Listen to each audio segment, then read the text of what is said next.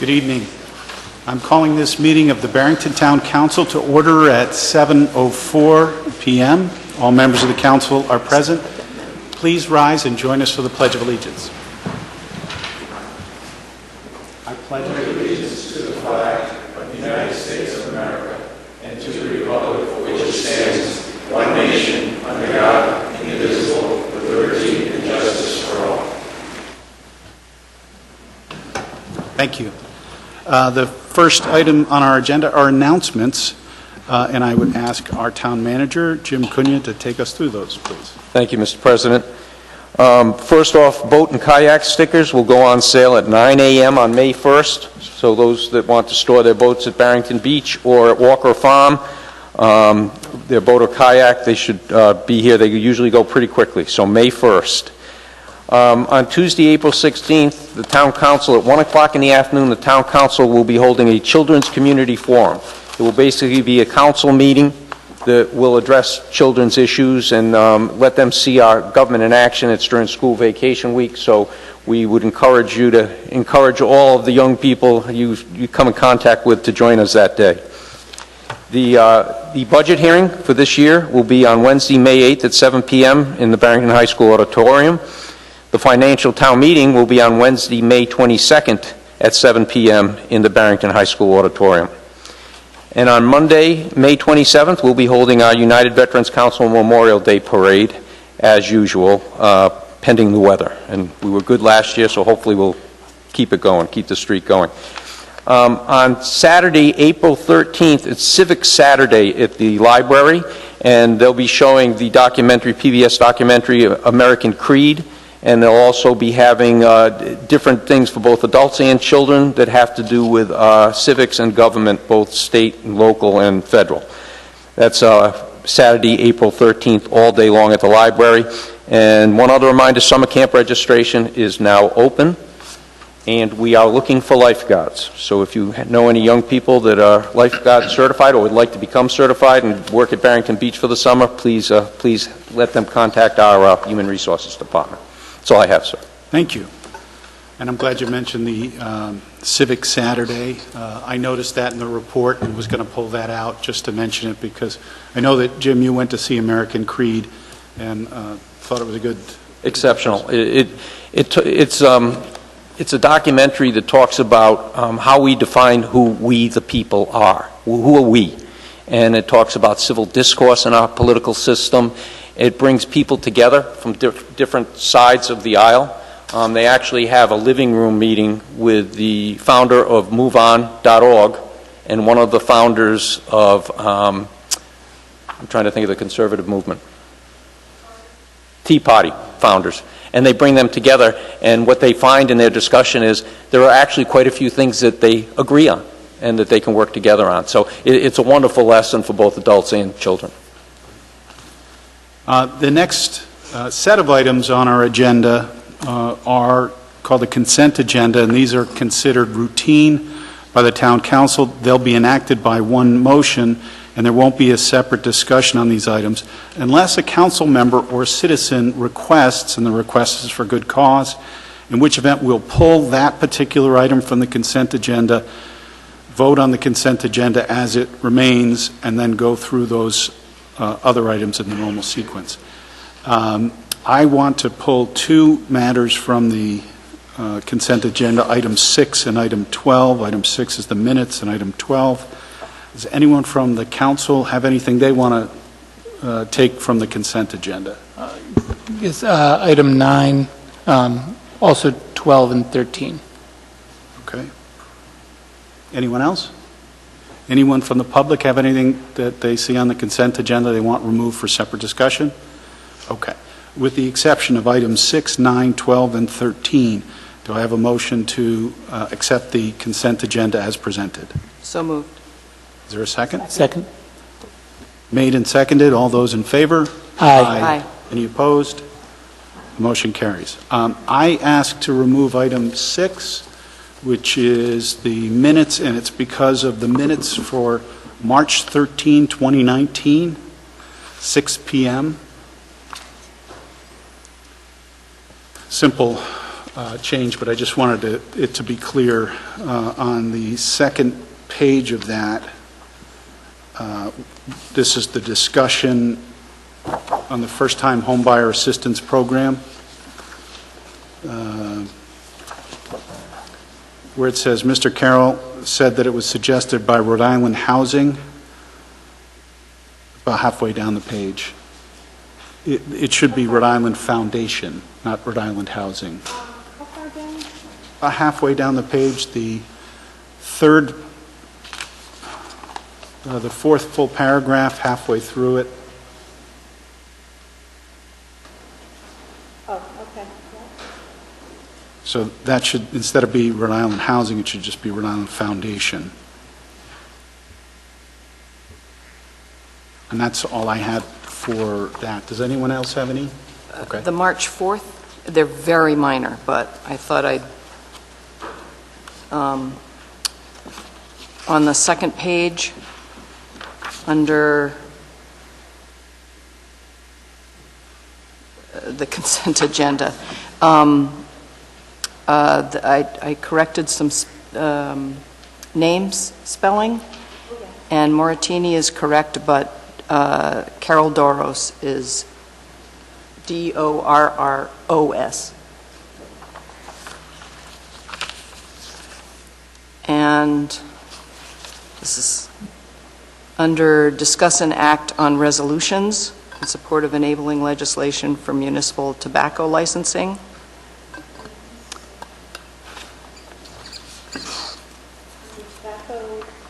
Discuss and act on resolutions.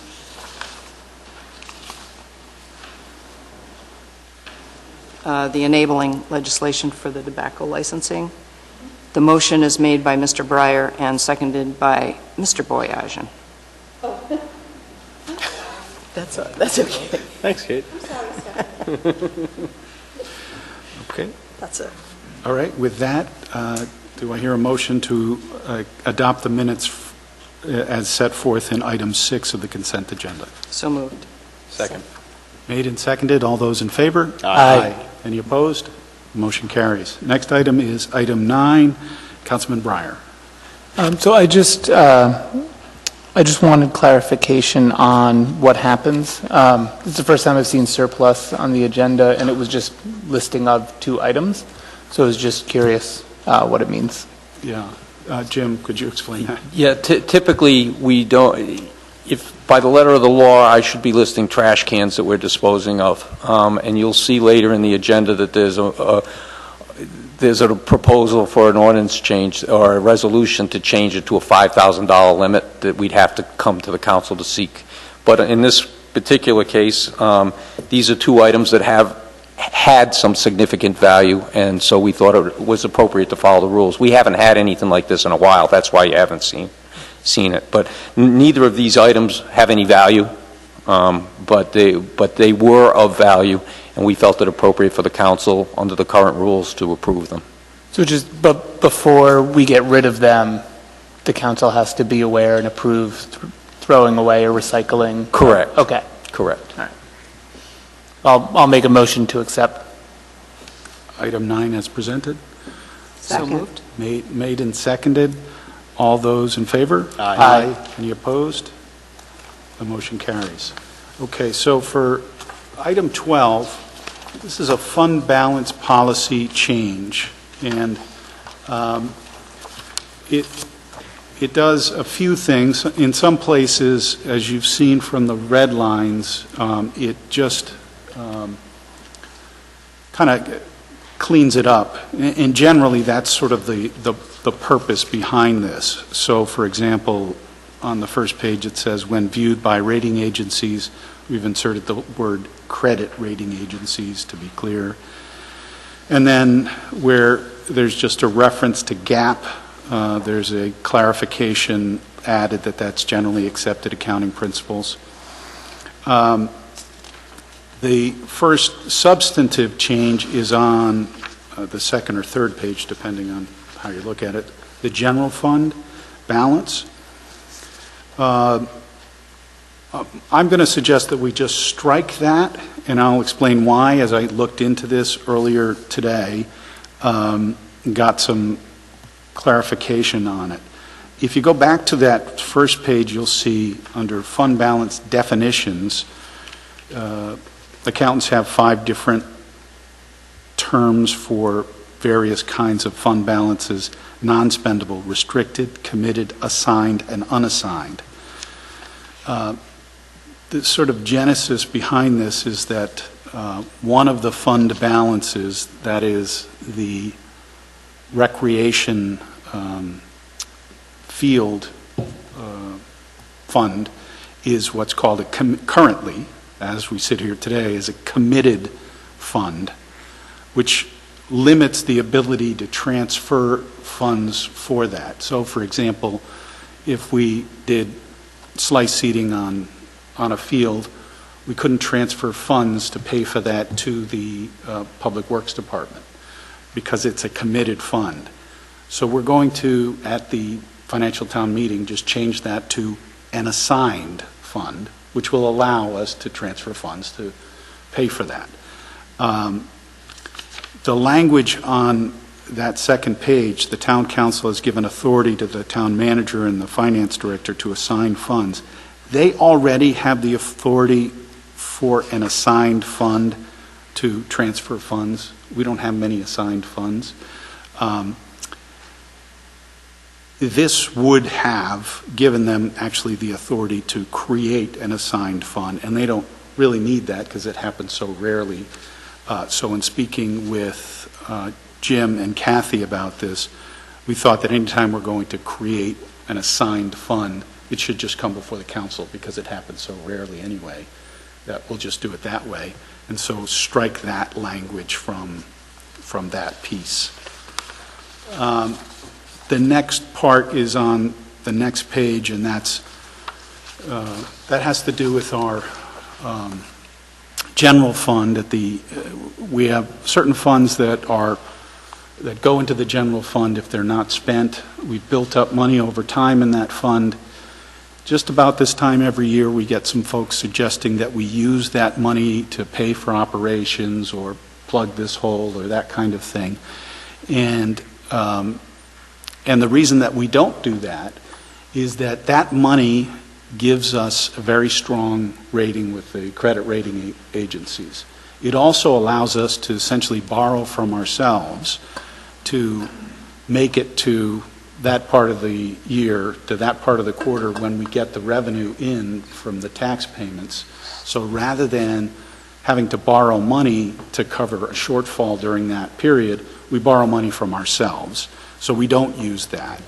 But at a certain point, how much is enough to have in there, and what do we do? And in looking at this, we decided that currently the recommended level is 30% of your annual revenue, your annual budget. Is that right?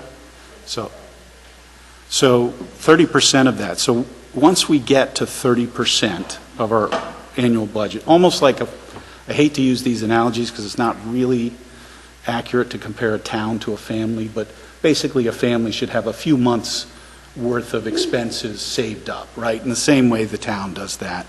But once we get to that level, we will, under this proposal, use 50% of the excess beyond that 30%, and that would go into a capital reserve account for future use by a council. So in that way, we'd be able to use it for capital outlays, things that normally are in the SIP. We would be able to use it. And then if it went below that level, we would be able to restore it. What we don't want to ever do is use it for operating because that creates a structural deficit, and then the next year, you're sort of behind on that. But that's sort of the thinking behind it, and I just wanted to clarify that for everybody. And I think, Councilman Breyer, you had other comments for this? Yes.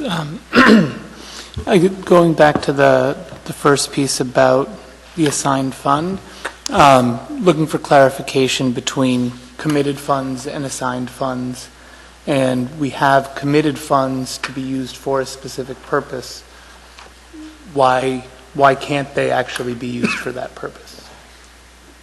They can be used for that purpose, but they can't be transferred between funds. So that's my understanding, and you tell me if I'm wrong about this. You have committed funds, and for example, in the consent agenda, we had a couple of, we have things that were adopted in the budget, and when we spend on that, that comes from a committed fund balance, but we're just spending it on just what it was. But in the case of like the field use, first of all, I'm not sure if we could use it for maintenance because I think it might have been a capital account, but putting that aside, it's often done by the purchased by the Department of Public Works using their funds, and then this is a reimbursement of those funds, and I'm not sure that we can do that without it. Have I said that correctly, Kathy? Yes, basically committed funds are set at the highest level of control, which is at the financial town meeting. So they're created at the financial town meeting, and they have to be dissolved at the financial town meeting. And we'll be dissolving the one that Mike has referenced, the rec maintenance one, which was set up as a capital reserve account back in 2005. The assigned accounts or funds can be set up either at a financial town meeting or by the town council itself, which it will be doing later on by resolution. We will be setting up a assigned account for the town council contingency as requested at the March 13th meeting. Did that help answer your question or not yet? I guess enough considering we're changing the fund anyway, and it's been proposed to strike that line. The other was for the surplus amount.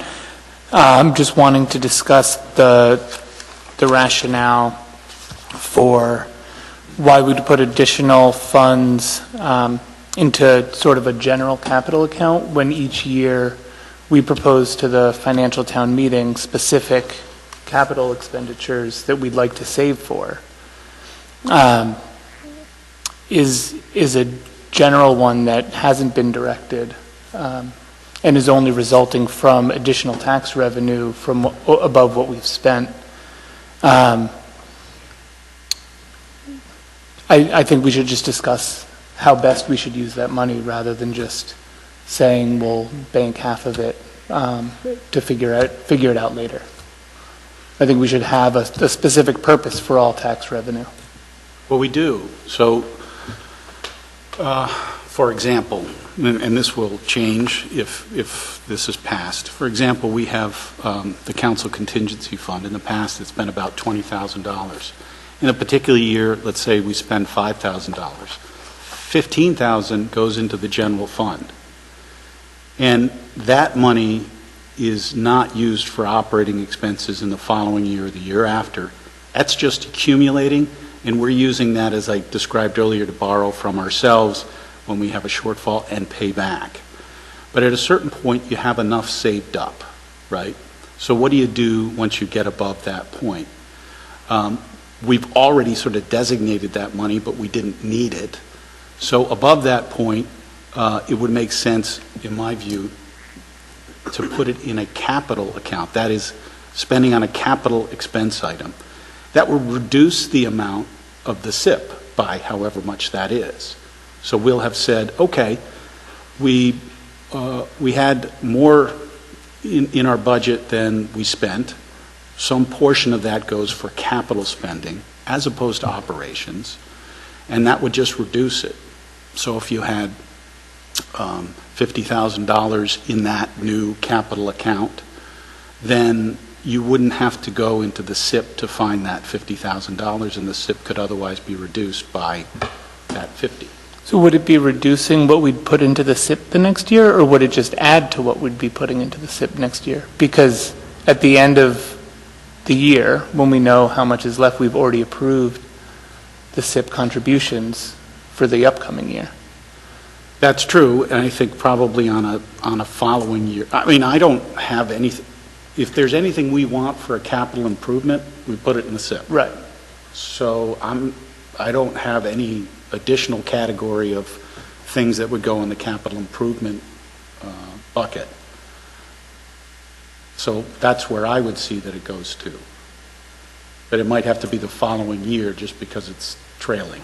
Right, I'm thinking because there isn't a specific thing, once we reach the amount that we want to have, say, once we reach that 30%, considering a dividend to the taxpayers, if we've collected more than we were using that year and we still have 30% more than we need in any given year, that money is only resulting from tax collected that wasn't needed.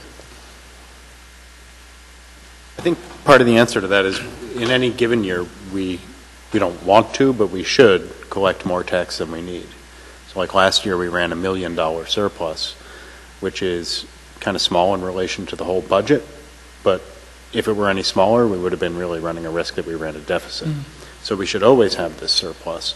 The way, if we do this, and I think this is overdue and it's great, but for example, Jim, in your capital budget, you said certain accounts were sufficiently funded, so you cut the requests, correct? And I forget what they were. Exactly. So it allows us to do that in the next year. So the dividend to the taxpayers is, instead of fulfilling a department request for, say, 50, 70, whatever it is, $1,000, we can say, no, we can cut that back to 20, because we have, if we had $1 million surplus, we'd say we now have $500,000 that we can put into the capital accounts this year and reduce the tax burden on taxpayers next year by $500,000.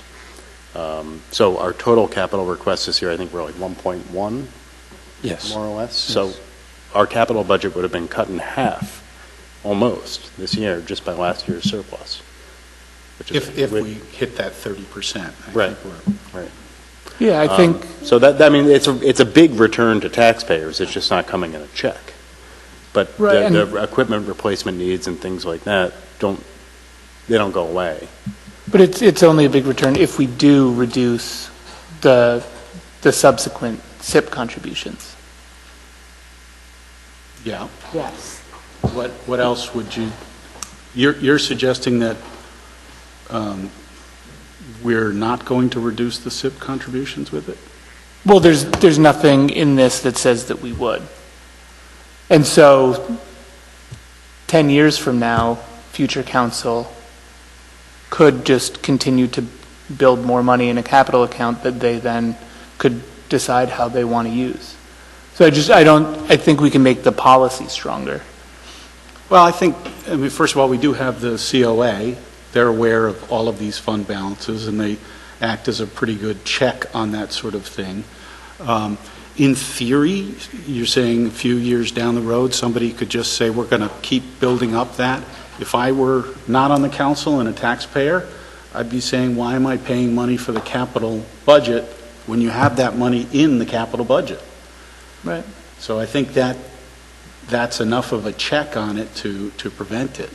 The language here to sort of make sure that it's used for capital reserve as opposed to operations will try to ensure that the money is never used for what I would consider the wrong reasons, creating a structural deficit for operations.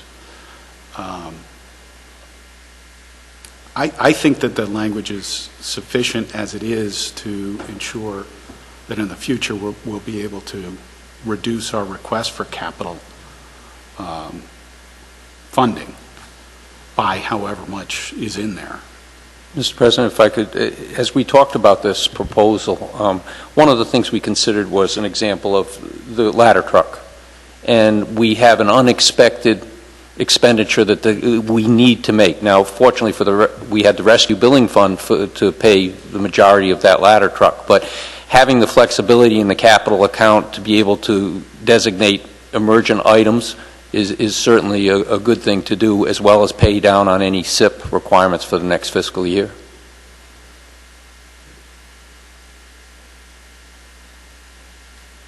And I think that that's kind of what Jacob is pointing to, is paying down the SIP request for the next year.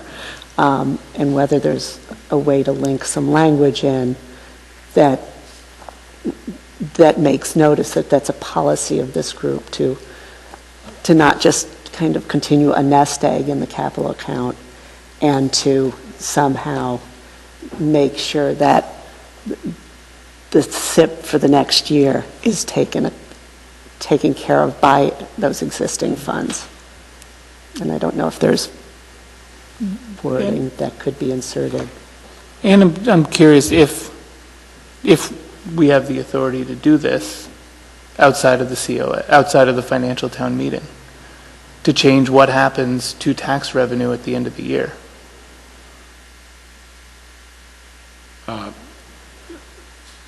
To my understanding, we do. Okay. We would have the authority we could use that general fund if we were very irresponsible for operations. It's been used in the past. For example, along the bike path, there was a problem with the sewer mains, which was a very expensive item to repair, and we dipped into the capital reserve just as, again, I hate this example, but just as a family would for some emergency repair that they had to do. So yes, we have the authority to use these funds or not use them. I think part of my concern about saying we'll link this exactly to the SIP is because, I mean, that's my intention, is to use it, but Jim's right. We've had examples where the ladder truck came up. We had an example where we had to get new HVAC for the public safety complex, and those came in the middle of the year. So I could see saying, well, this is a good reason to write a check from that account rather than trying to borrow or something like that to handle something that we hadn't done. So I'm a little reluctant to link it to the SIP in that way, because we might need to use it in the middle of the year. I'm not, I think you said, Mike, before, the COA can be a check on this. I think that's sufficient. We save money in the general fund, A, to be responsible, and B, like you said, it reduces the cost of borrowing. By accumulating balances in our capital accounts, we kind of do away with the need for borrowing. Right? Later tonight, we're going to talk about, in an executive session, a potential land acquisition that involves borrowing. If we had saved up the money, that wouldn't be a discussion at all. It would be in the checkbook. And it's cheaper to spend your cash than to borrow. So when we get to a sufficient percentage in our unassigned fund balance, accumulating money that can be used for these types of things, I think is just a good thing. Because right now it's in the general fund, it's not under lock and key, but kind of is, right? It's over taxation. The only things it does for us, it gives us a little security in terms of our cushion, and it reduces the cost of borrowing. But other than that, it's kind of just sits there. I mean, it goes up and down as we spend it on, between tax collections, but at some point you hit a spot where we know that the extra dollar is just over taxation. Now, that doesn't mean we can just cut people's taxes, because we can end up with a deficit, but at least saying, hey, when we overtax you, we put your money to good use, is better than saying we're just saving it up and it never comes to see the light of day. So. Well, yeah, I fully agree with not just letting it continue to save and accumulate. I just wanted to have a discussion about the best thing to do with 31%, 32%, 33%. So this would propose that with 31%, that 1% would be split in half, and one half of it continues in the fund balance, the unassigned fund balance, and then the other half would go into that capital reserve account. And while 30% is our aspirational goal that we should reach in a few years, that's great for the East Coast New England community, where we're doing very well for ourselves. Nationally, we're not even at the average as far as a percentage goes. There are many communities across the country that are over 50%.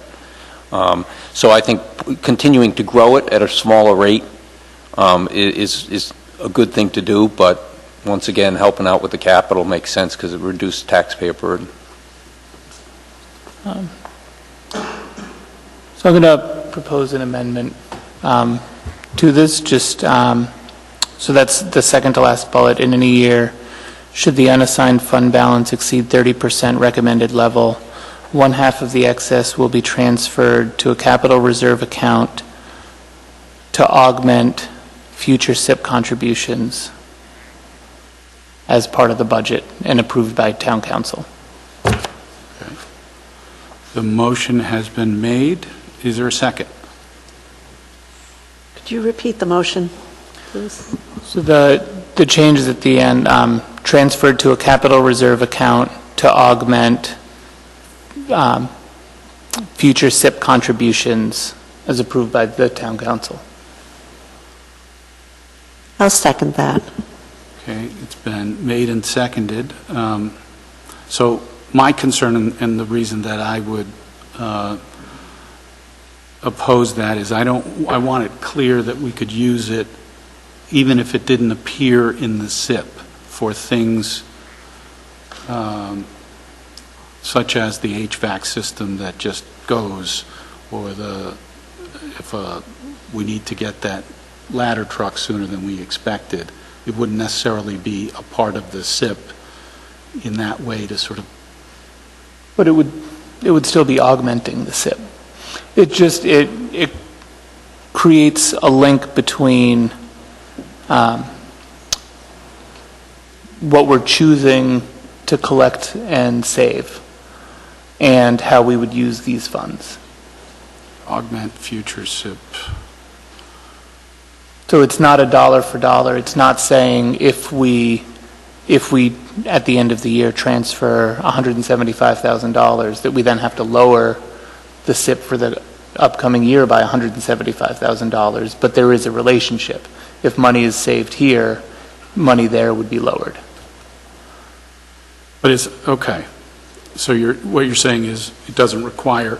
You create a relationship, but it doesn't have to be a direct one-to-one relationship, so that sometime in the future, somebody can say, these should be connected. Now, the term contributions, you said to augment future SIP contributions. What about future SIP projects? Because we don't actually, the taxpayers contribute. We identify SIP projects. Allocations, maybe, future SIP allocations? Yeah. Budgets, future SIP budgets. Allocations. Yeah. Okay. Would you Yeah, I'm accept- comfortable with all of our intentions. I'm trying to get the language. Sure. So there's a motion. Would you accept as an amendment to the word allocations? Yes, Okay. To And what? would you accept that as... instead of so- contribution. Instead of contributions. So the language would now be, at the end of that bullet point, to augment future SIP allocations. Any further discussion on that? All those in favor? Aye. Aye. Any opposed? The motion carries. Were there any other changes or questions or concerns about this item?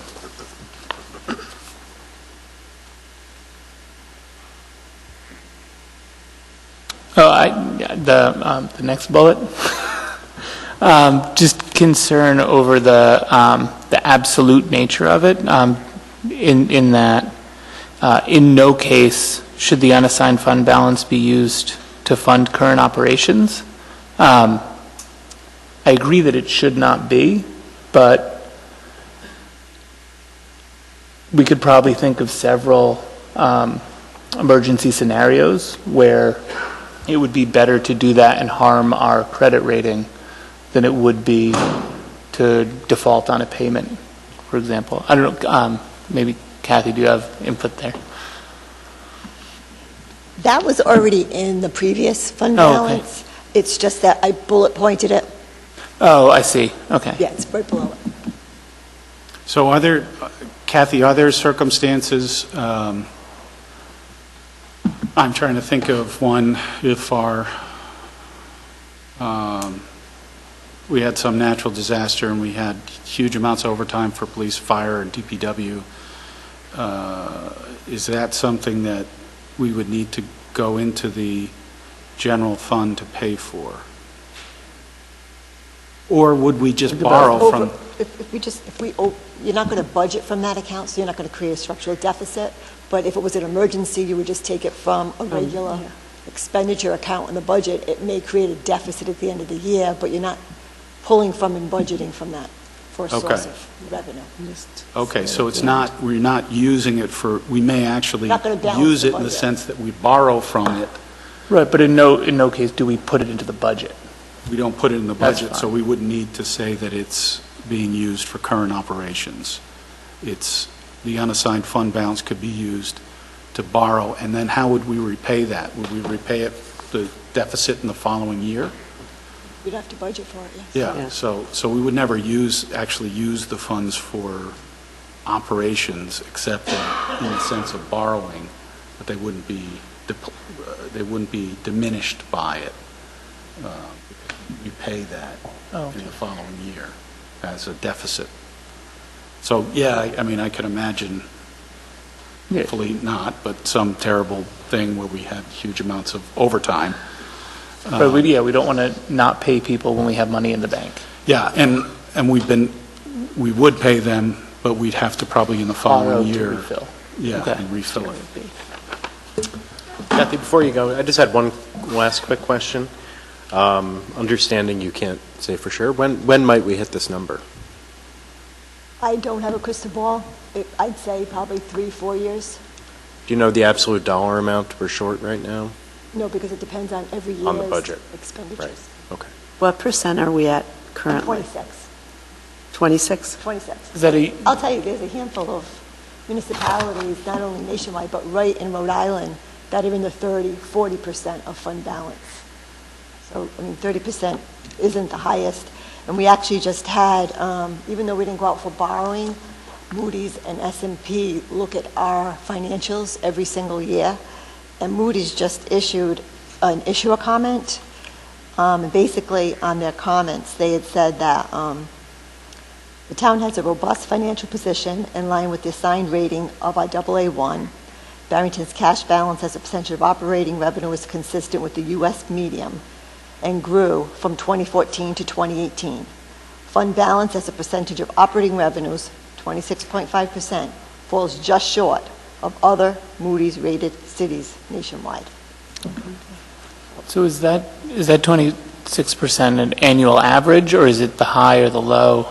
Or is it Our the current. annual average? Our current percentage. Okay.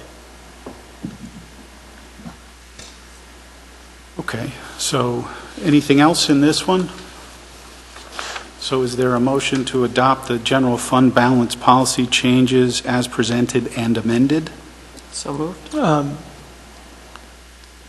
So you had mentioned initially striking the Yes, oh, I'm sorry. line, but yeah, there was never a motion or a second there. Right. I'm going to make a motion that we amend the balance on the second page of the fund balance policy to delete the words, "The town council has given authority to the town manager and/or finance director to assign funds."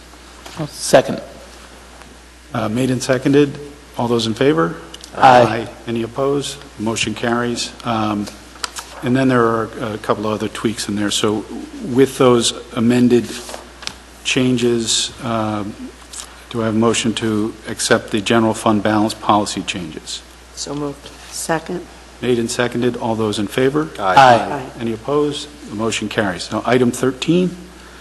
Yes, let me go back to it. So it was the second item on there, the assessment. Land acquisition to allocate for engineering and analysis appraisal. Yes. So the fund that would be coming from, if I'm correct, was just established last year to start saving some money to be able to acquire land. Given that this isn't actually land acquisition, it's a new fund that we're trying to grow, I wanted to make a motion to fund that from the council contingency fund instead, because we have the funds available there. This is a contingency. It's being done at our discretion. And so it seemed to me that it would fit in that line. We can continue to let the land acquisition budget remain, or fund remain intact, funded through our contingency. How much do we have left? 17,000? Where is she? Oh. Yeah. About 16,000. 17,000. Yeah. Okay. So a motion has been made. Is there a second? Second. So in terms of discussion, I'm not opposing taking it from the council contingency fund, but I just want to be clear, I think that this is for engineering analysis and appraisal would qualify as land acquisition costs.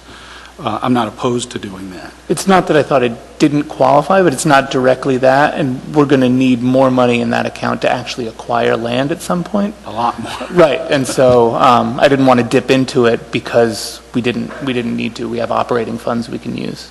Okay. Any further discussion? Motion's been made and seconded. All those in favor? Aye. Any opposed?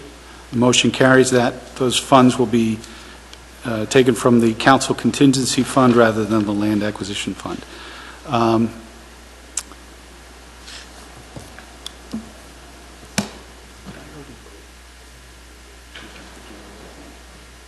Yes. Yeah. Lost track of it. Okay, so we've done the consent agenda at 7:45.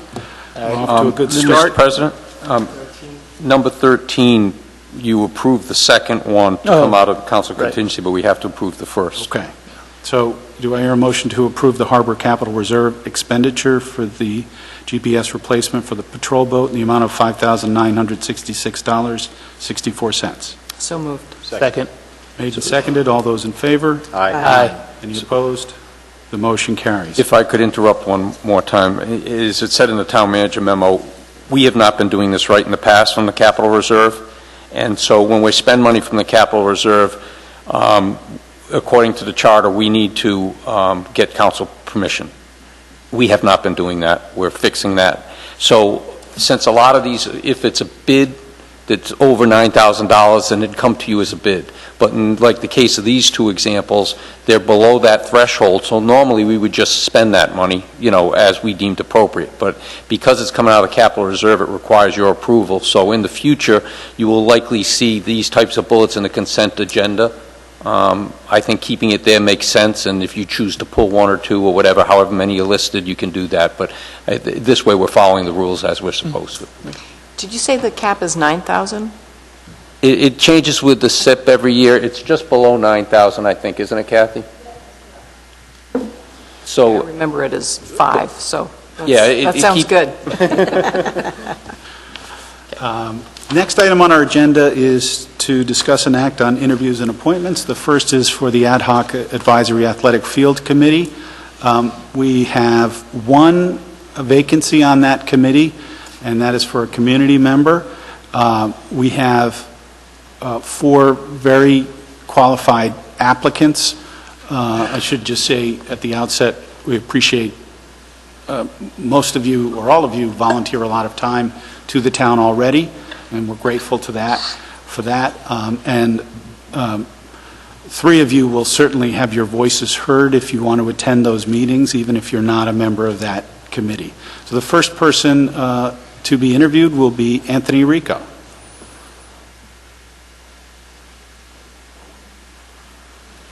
Thanks for coming in tonight, Mr. Rico, and could you tell us a little about yourself and what you hope to bring to this ad hoc committee? Sure. Thank you, Mr. President and members of the council. It's an honor and privilege to come here tonight and ask for your appointment and vote and support for this very important committee.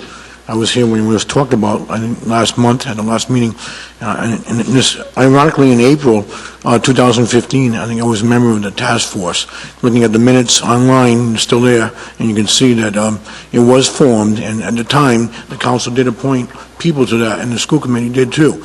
But unfortunately, the school committee did not like the way it was going after one meeting, and we dissolved it. And looking at the minutes, I think you and Mr. Primiano and Keith were involved in that vote.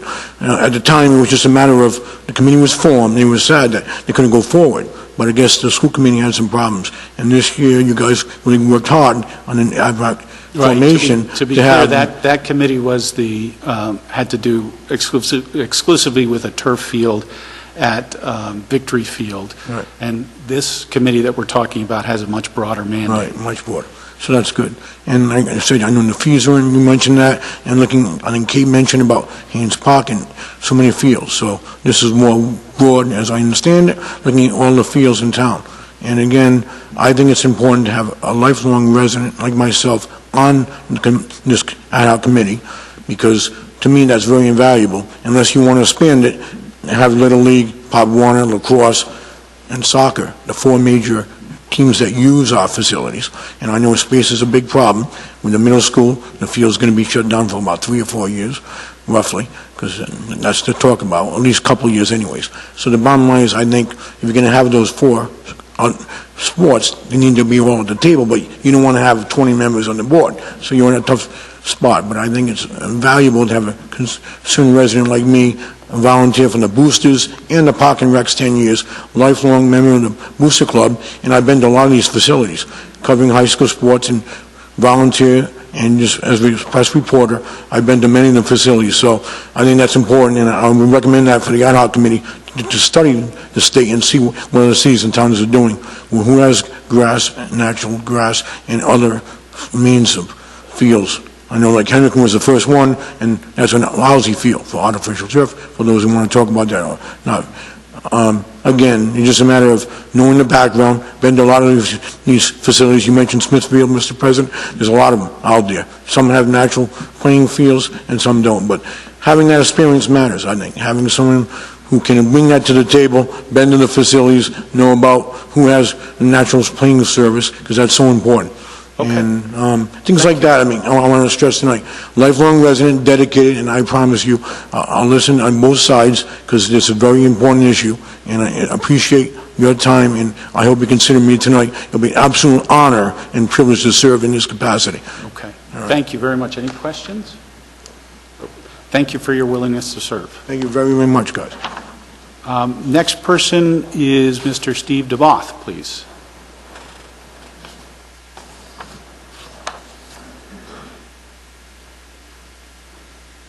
Thank you for coming in tonight. If you could tell us a little about yourself and what you hope to bring to this ad hoc committee. Thank you for having me in. I'm currently the president of the Barrington Youth Soccer Association. That services a little over 800 children, which numbers-wise is about 40% of the kindergarten through 8th graders in town, plus we have high school players that play for us in the spring as well. So we represent a lot of the families in town. It is a year-round sport for us, not by choice, but we have to provide services that our competition provides to keep people playing in town with their friends. So I am engaged all year on these activities, sometimes quite heavily engaged. My background is financial services. My first job out of college was running the finances for the largest student organization in the world out of New York City. So I'm familiar with nonprofit finances, budgeting, forecasting, time management, for example. Don't let my emails fool you on that. I do travel around the state quite frequently looking at other fields, the state and the region. And personally, I know that, especially looking at some of the other communities, they're allowed to carve out spaces for their fields and have very hard borders because they have just ample space around that, buffers where they have natural places and hardcore fields. And I know we're not really allowed that luxury here. And I personally have always cared about the environment, and I care about how our fields fit within the community to be used by anyone and everyone, but also how it impacts the watershed. And I think any planning that gets done, I assume that the group would consider that, of course, but I do think any solution that is proposed and investigated has to heavily take that into account too, because we have a unique community here. Okay. Thank you very much. Thank you. Any questions? Thanks for your willingness to serve. Appreciate it. Thank you. And your service already. Mr. Bill Horn. Thanks for coming in. Again, please tell us a little about yourself and what you hope to bring to this ad hoc committee. Sure. First, I appreciate you putting the ad hoc committee together and focusing on what you've all acknowledged as an issue in town, or several issues, I guess, in town, right, that we're looking to address. So I am 8 years into East Bay Lacrosse. I'm currently the president of the East Bay Lacrosse Association. I started coaching 8 years ago. I was the boys director for 3 years, and this is my second year as the president of that league. I've been coaching in the youth soccer organization for the past 4 years as well. My goal would be to be a representative voice collectively from youth sports organizations, right? So we're not all going to be on the council, but I think that we want to have a collective voice, and I would look to collaborate with other leagues as well to make sure that all of our concerns were considered and, being addressed to the degree they could be. I also was a member on the turf side, the artificial turf side. I was a member of the last go-round, the group in the last go-round in 2015. Right, so I have I can reach back and pull out some of, and whether I'm on this or not, I would encourage the data that's there to be directed into this committee. But I have direct contact with the folks, and I have some of the data from that last go-round that I believe would be beneficial. And I've had some other folks reach out knowing that there's an interest who are looking to get involved with their expertise. One on the medical side just yesterday reached out and said he had data if this is a path that, if this is something I'm a part of, he'd want to direct it. And if I'm not, then, I would put him in touch with whoever. So it's a passion to be involved in youth sports, right? I was over messing around with nets yesterday, setting up the backstop netting that we supplied over at Chinese, and I was setting that up, and a woman was out for a walk with her husband, and she veered off her path and said, "Is this a labor of love?" And I said it is. So it's evident and it's visible, right? So I'm out there being involved, as are all the coaches and all the league directors, and I want to represent all of them. Okay. Any questions? Thanks very much. Thank you. Appreciate all that you're doing and your willingness to continue serving. And Mr. Roskowitz, thanks for coming in. Sure, thanks for having me. Sure. Please tell us a little about yourself and what you hope to bring to this committee. So my wife and I brought our family to the community about 6.5 years ago, and it's been a wonderful experience being part of this community, so it really compels me to want to give back. So I've been involved with a lot of volunteer work while I've been here. I was co-president of the PTO at Hampton Meadows. I'm currently on the board of the Barrington Education Foundation. I've coached numerous house soccer league teams, and I coach CYO basketball. So it's something that so the opportunity to give back is something that's important to me. So that's when I saw this opportunity, I jumped at it.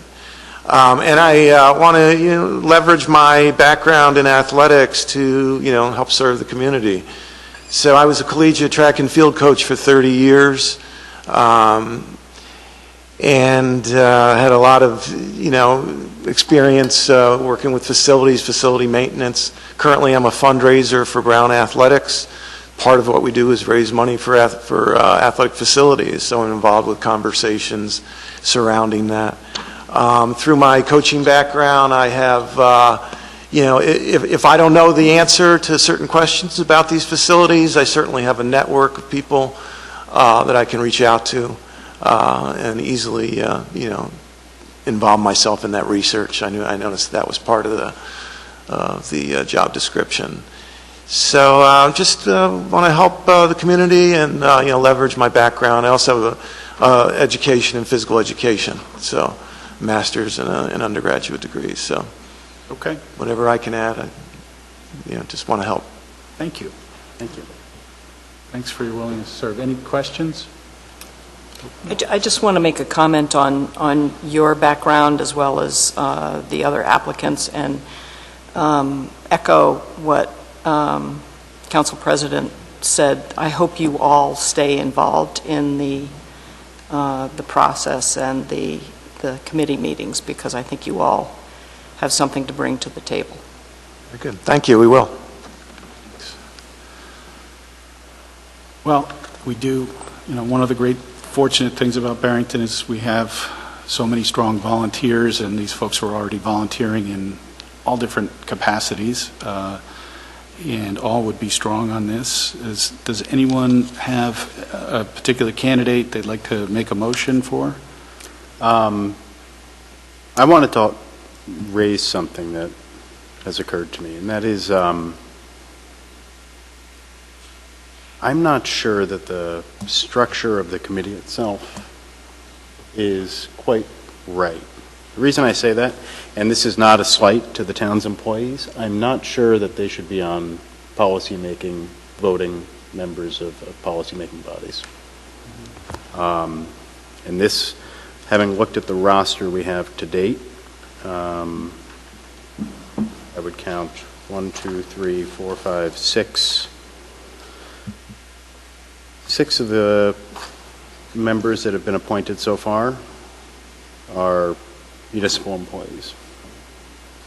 And I think the problem with it is not that they don't have a great deal of insight into the issues we're dealing with. I think we'd be wasting our time if they weren't there at the table. But that by having, for example, a subordinate of the superintendent and a subordinate of that subordinate, all as members of the committee, you've essentially assured that you ought to have 3 votes in the same way on any given issue, or else you're really sort of being insubordinate to your employer, who has a particular view on the subject. And so for that reason, I'm not sure that selecting out of the applicants right now, picking one of them to fill our community rep spot makes sense, because we have a lot of great applications in front of us. And looking at the roster of the committee, I'm not sure that we're not making a mistake by filling it the way we have to date with employees who, like I said, their input is invaluable, but ultimately the decisions are the residents' decisions. So I just throw that out there before we get down to it. I agree. I felt that way and expressed it last month, that I thought not specifically to the point that Steve's making, but limiting ourselves to only one appointment of a member from the community, I thought was too limiting. But I think we do have a lot of great volunteers in the community, and 4 people who volunteered to apply tonight that would all make good additions to this committee, and to only be able to select one seems not great. I'd just like to speak to Steve's point of being a voting member. In the past, we've made every effort when we put together task forces and any other committee formations. Town employees are there to act as a resource, not as a voting member. I think looking at the roster, for example, I think it would be awkward for John Ranquina, who's responsible for field maintenance, to be voting one way or the other. And he should be there to be able to help the committee understand what goes into field maintenance, not recommend one thing or another. And I remember when we put together even the Spencer Trust trustees, Kathy Raposo was at the initial start was a voting member, and it was actually inappropriate for her to be the finance director and be a voting member. So she recused herself from a number of or abstained, I should say, right, from votes throughout that period. I just think that town employees should not be voting members and should remain as resources. I'm not saying that we should add more people to the group. I'm just saying that for voting members, I really don't think. So I think that these folks are certainly expert in their fields and do have greater knowledge in a lot of cases. There's nobody so far on here who knows more than John Rinquina about what it takes to have a field, a real grass field.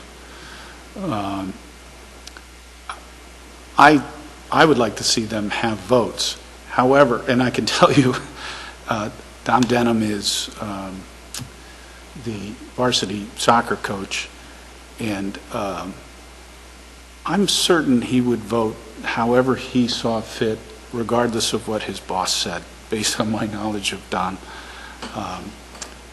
But the complexity behind this is that we sort of set this up with the school committee, and we've been trying to do this in a way that it was a joint committee for all the reasons we've talked about, because there are fields on school property and there are fields on municipal property, and it makes sense to have an overarching kind of look at this. If we're going to modify this, we're going to be modifying.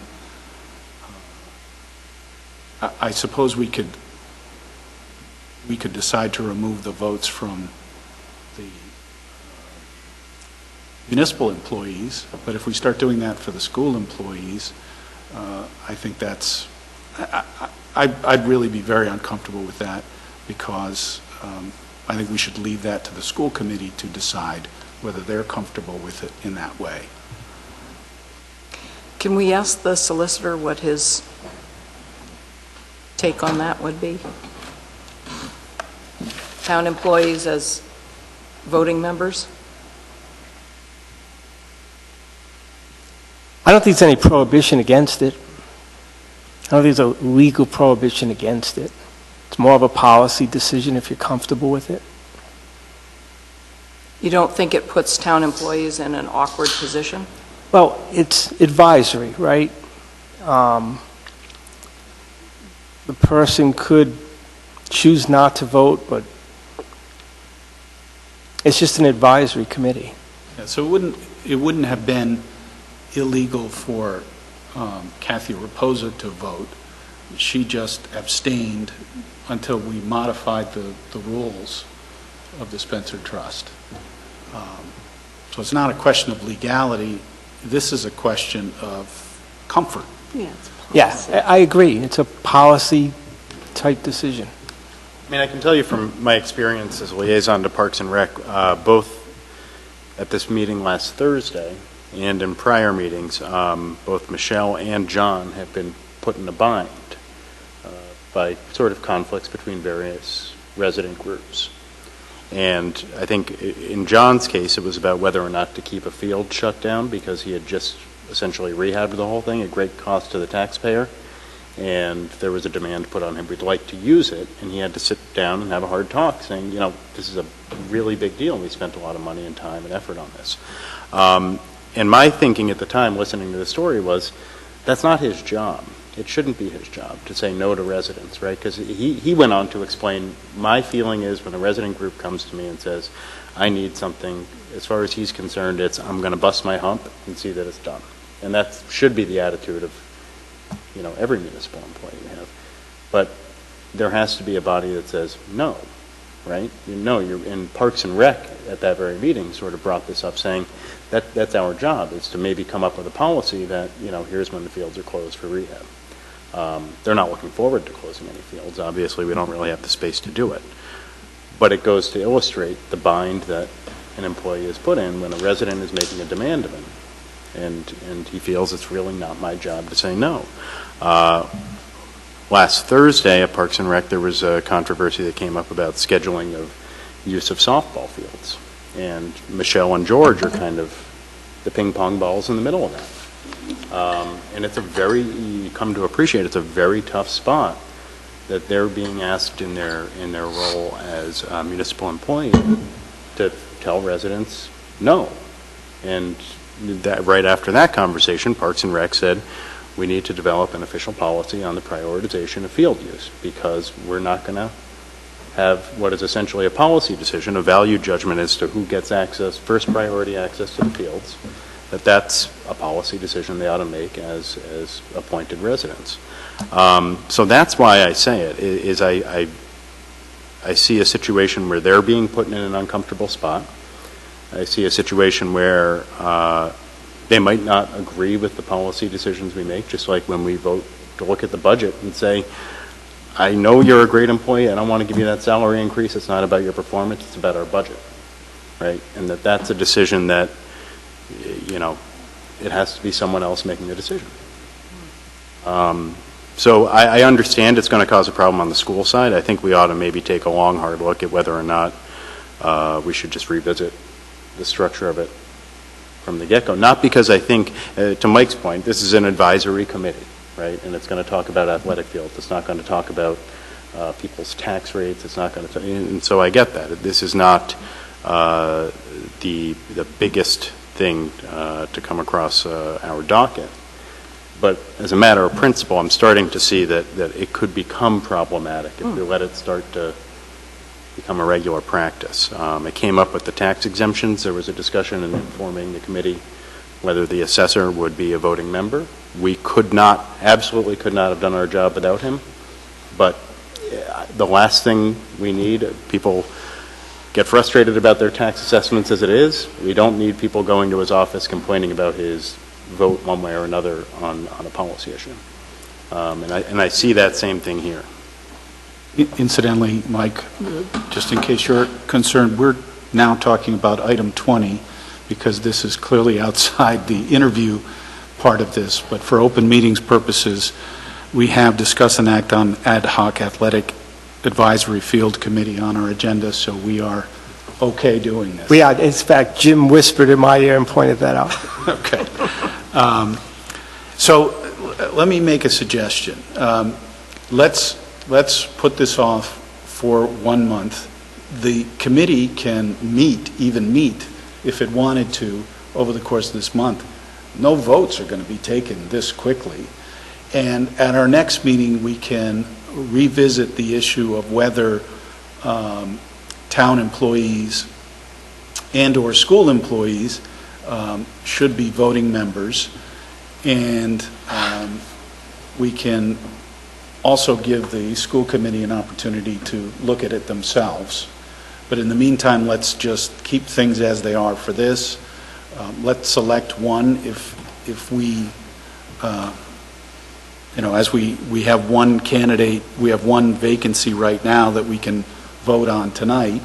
And if we decide to change it in some way, expand the size of the committee, we can do that later. And we've already had interviews with 4 very qualified people, only one of whom could be chosen tonight. But I would suggest that, with everyone's approval, we put this off to our May meeting and give the school committee a chance to look at it too. Okay? So are you basically putting 20 agenda? Agenda item 20, which we've been talking about. Do we have somebody from the conservation? Yes. We have 2 people. Yeah, so as long as we're talking about that, let's just sort of close the loop. We had David Boyes from Conservation. Who agreed to be a member of the ad hoc group. And I should add that not only is he on the Conservation Commission and has been on for years, I believe before I was on the council, but he also was very much involved in the soccer league when my boys were growing up, and he was one of my son's coaches. So he's very familiar with coaching needs as well as the environment. Okay. And from Parks and Recreation, for each of those groups, we asked them to select members for this committee. And Parks and Recreation selected Mike Seward, who's their chair and who also has some institutional knowledge, because I think he was on this, a very similar committee in the 90s or something like that. 2001. And Catherine Horn and Tom Remishitis. Those are the folks from our side. On the school committee side, they've appointed Gina Bay as co-chair, Anna Clancy as the other school committee member, Mike Masori, who's the superintendent, Skip Learned, and Don Denham, the boys varsity soccer coach. They have 2 more positions to fill, the health and wellness, someone from their health and wellness group, and the student athlete.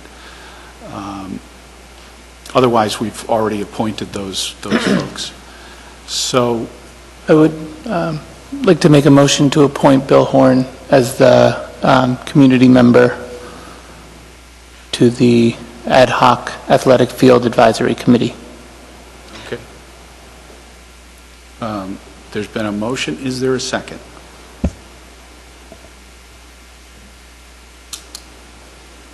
Okay. Being no second, the motion fails. Is there another motion for a different candidate? I make a motion to appoint Anthony Arrico. Okay, there's been a motion. Is there a second? I'll second that. Okay, the motion's made and seconded. Any further discussion? It would leave nobody currently involved in the athletic leagues that provide the services on the field to thousands of Barrington kids on this committee. Right. Well, it would, none of the, certainly Tom Remishitis, I think, is still involved in, is he still involved in Pop Warner? He's from the Parks and Recreation. I mean, certainly, we obviously need the league representation and the league support to go through this, but I think all of them have said that they were willing to provide that support, whether or not they were on the committee. They're also, all of them working their tails off already for their jobs. Any other discussion? Any response? I mean, yeah, to some extent. I'm a Little League manager. Spent my weekend doing it, and I'll spend just about every Tuesday, Thursday, and Saturday from now until June doing it. David Boyes was the president of the Barrington Youth Soccer Association for years. TR, while I'm not sure if he's still coaching, very recently did. He's a member of the Barrington Boosters. One of the reasons we appointed him to Parks and Rec. Catherine Horn is Bill Horn's wife. I'm sure involved, notwithstanding whether she is the president or not. I think she certainly knows enough about the Lacrosse League to deliver a message.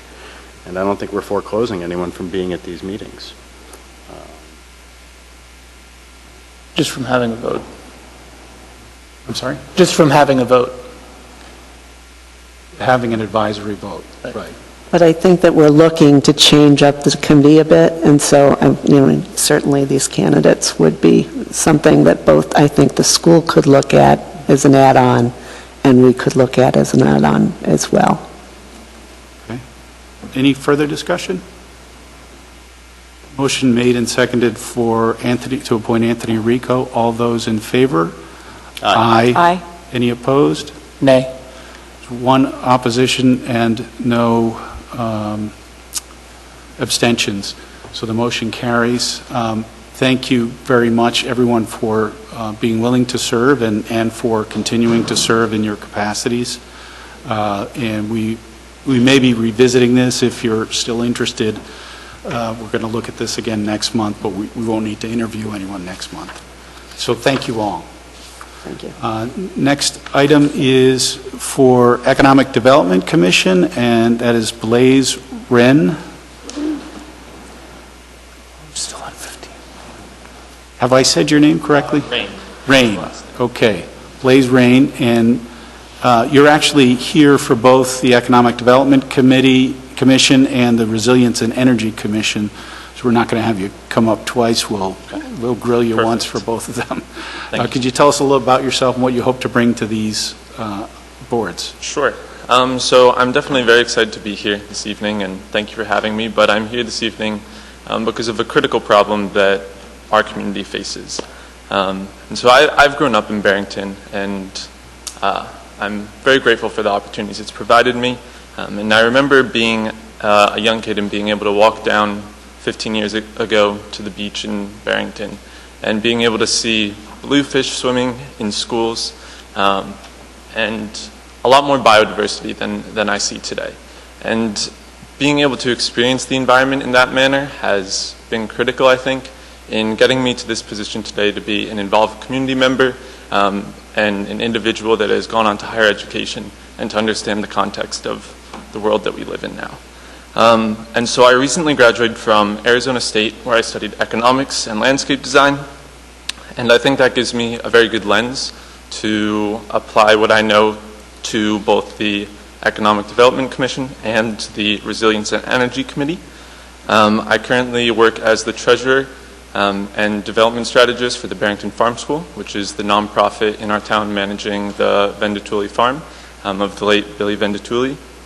And so I use some of my skills there, so I'm familiar with the type of committee structure and sort of how we might work with the town council to progress various ideas.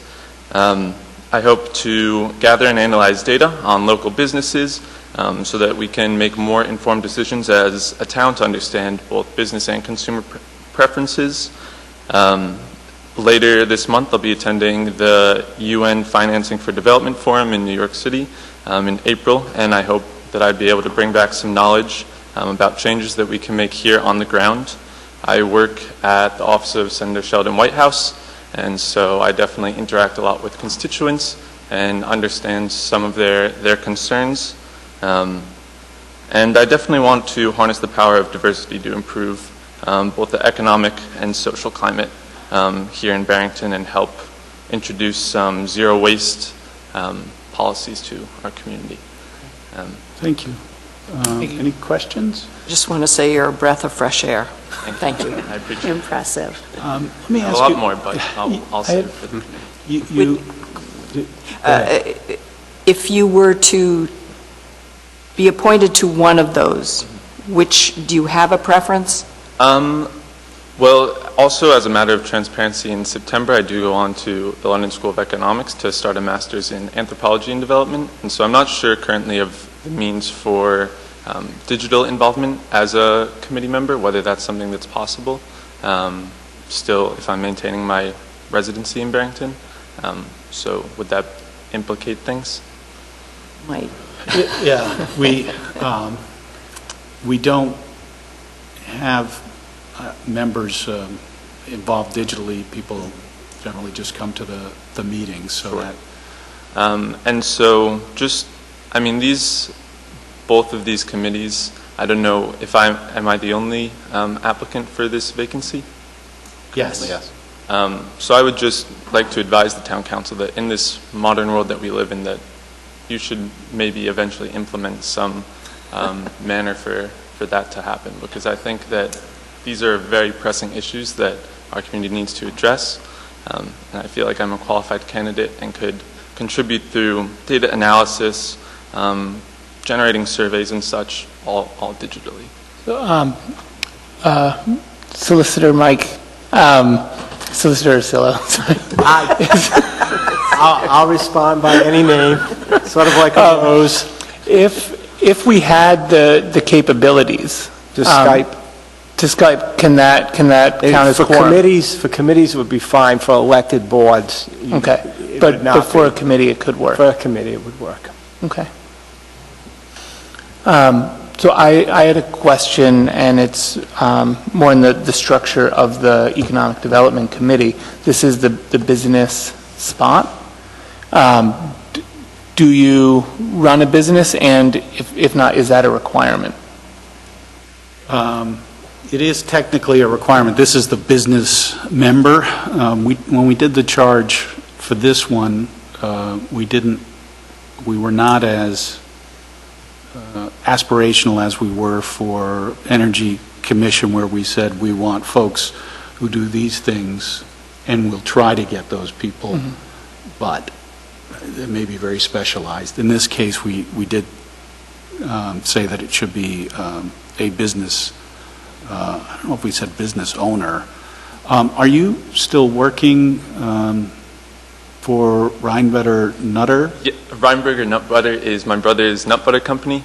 He grew up in Barrington as well, and so I think that company is technically incorporated in Pennsylvania, potentially, but we're doing production at Hope in Maine now, over in Warren, and so I help out with some of their supply chain aspects and also, trying to help develop their brand. Okay. And for Road Rage as well? So for Road Rage, I'm more of an employee there.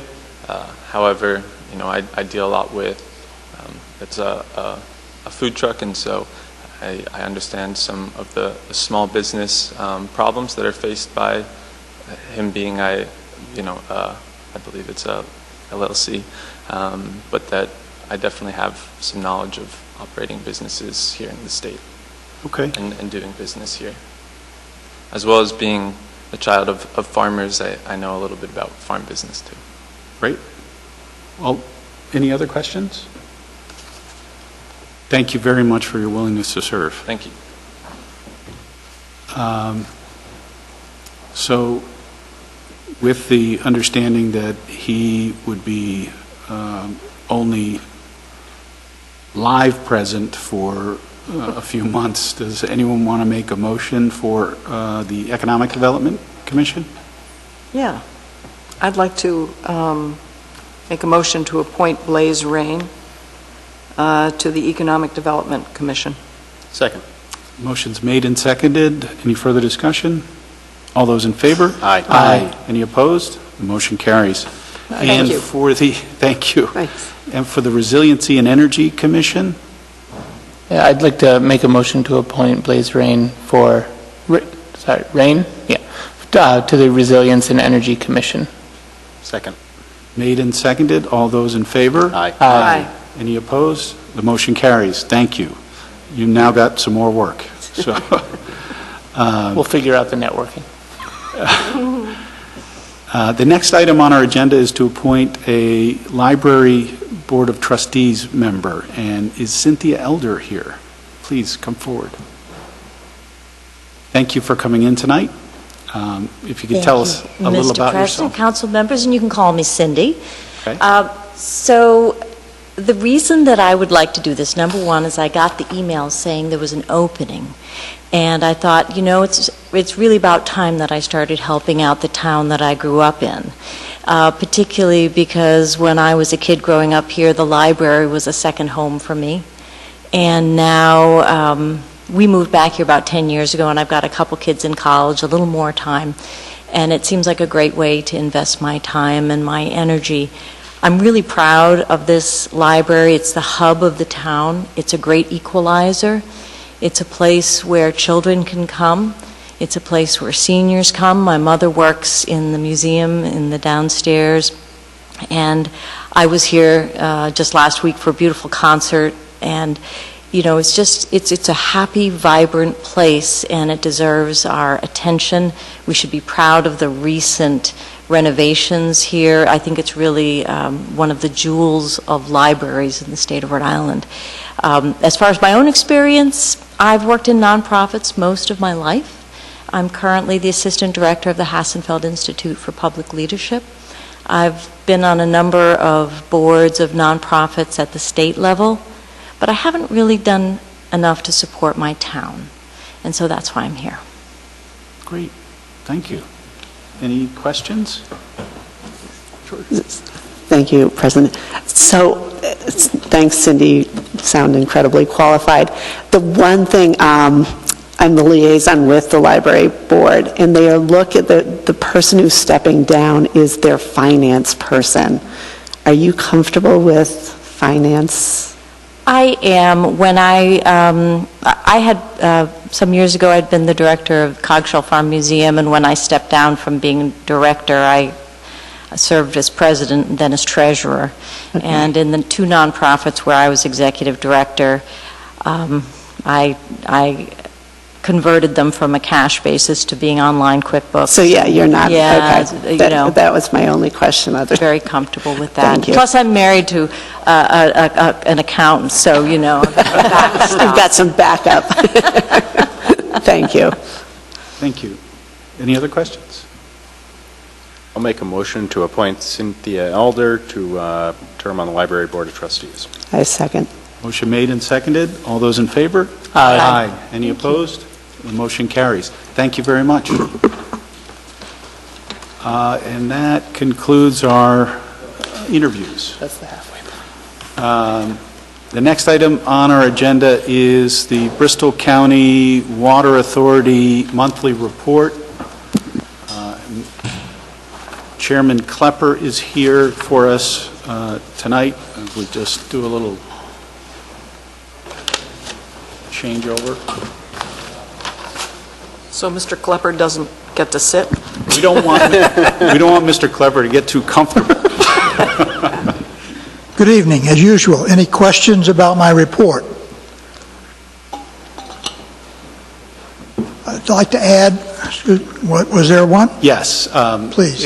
I saw that your committee, the board was reacting favorably to the proposal that came from our sort of smaller subcommittee.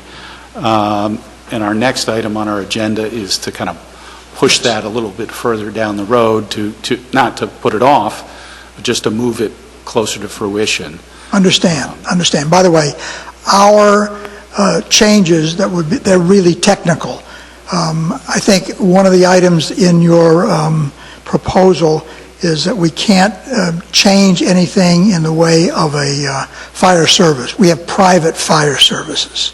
So there are other than municipalities, okay, and the general public, we have private users of the water service. So we'll have to reserve that. We'll also have to talk about the term of the agreement. Do you want it 1 year, 20 years, like the last one was? You know, what do you want in there? So that's another technical item. Our discussion went around basically supporting the concept, because that's what we originally proposed. And rather than try to speed it up or change it, we said, fine, let's go with what you proposed here. We'll, if the three towns are in favor of moving forward, I think my board would then react very quickly, and our attorney or your attorney, whatever, will put together, you know, mutually acceptable agreement and sign that. But we're pleased that you've seen the light to this vexing problem, which could get out of hand, and are going to solve it this way. We appreciate that. Thank you. The other item, and I gave Councilmember Hearn a copy. Last year, we are paying for and we are doing phase 1. This is going on the road to connect Bristol County Water Supply with Pawtucket Water Supply. The first phase is to link our two Cross Bay pipelines. The link is from where it comes across on our pipeline to their central tank, rather than their pipes, to their tank. That's the link. And that, for technical reasons, that's why we're doing that. Last year, we made a proposal, technical proposal, to East Providence, and we said, look, there's two ways to get there. You can go up Pawtucket Avenue and then cross over a bit on Street Road, but basically Pawtucket Avenue, which is a very busy, business-laden, line. Or we can veer off and go through a neighborhood.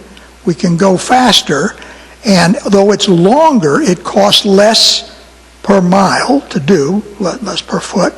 And we'll take some easements, one through town property, one through, I think, the piece of General Electric property along the edge. And it seemed, from an engineering standpoint, the better the process, because as we've done test borings on Pawtucket Avenue, we find that there are so many other utilities that instead of being 5 feet underground with a 24-inch top edge of a 24-inch pipe, we will have to go down 10 feet. There's shale in the whole area, but you're digging 10 feet through all this mess. So at the time, they still had a city manager, and they still had, the council did not meet with us, only the ward councilman from that area. And he said, I don't want you to go through my ward and bother my people. Okay. So we proceeded to start to do the borings and do everything else along Pawtucket Avenue. Now they have a mayor. Now they have a different setup. That particular council member, city council member, has been replaced by someone else. And so we had our engineering, Beta Corporation, put on a presentation the other night, this last week, with all their council members present, and with the backing of the mayor, whom we've already met with. The mayor's behind it, the water department is behind it, the head of DPW is behind it, and various council members, in particular the gentleman who represents that area, is behind it. They all saw the light, and so there was a general sense that while they have to go through a process, they're going to have some public hearings. We reiterated we're paying for this. The only thing we're going to ask you for is police, because that's an element that you could easily provide, during construction to handle traffic, and we want you to do the public information. It comes better if it comes from your council or your DPW than coming from the Bristol County Water Authority. And we assured them this is what we do when we work in Bristol, Warren, and Barrington. All the areas that we work in, get letters, get comments, everything. We go right out and work with the community so they know what's going to happen. We've had a good record with that. Some of my council members at the last, board of directors at the last meeting were wondering about feedback from all the construction work we've done. And all we could come up with was 3 items where someone had a problem. Now, we've been doing millions of dollars of work, and only 3 items that anyone could mention said, what do we need feedback for? We'd get it if there was a problem, okay? So right now, we're on the cusp of waiting until they go through their process and tell us, yes, you got to go with Pawtucket Avenue, or no, you can go with the alternate route. Once we get that note, we can complete the design.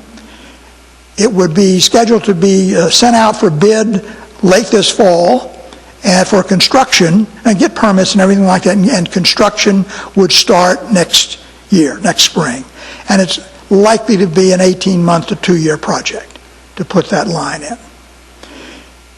Then we're talking about the line 2, and that's what you all supported that letter, and we sent that to our representatives at the state level and senator.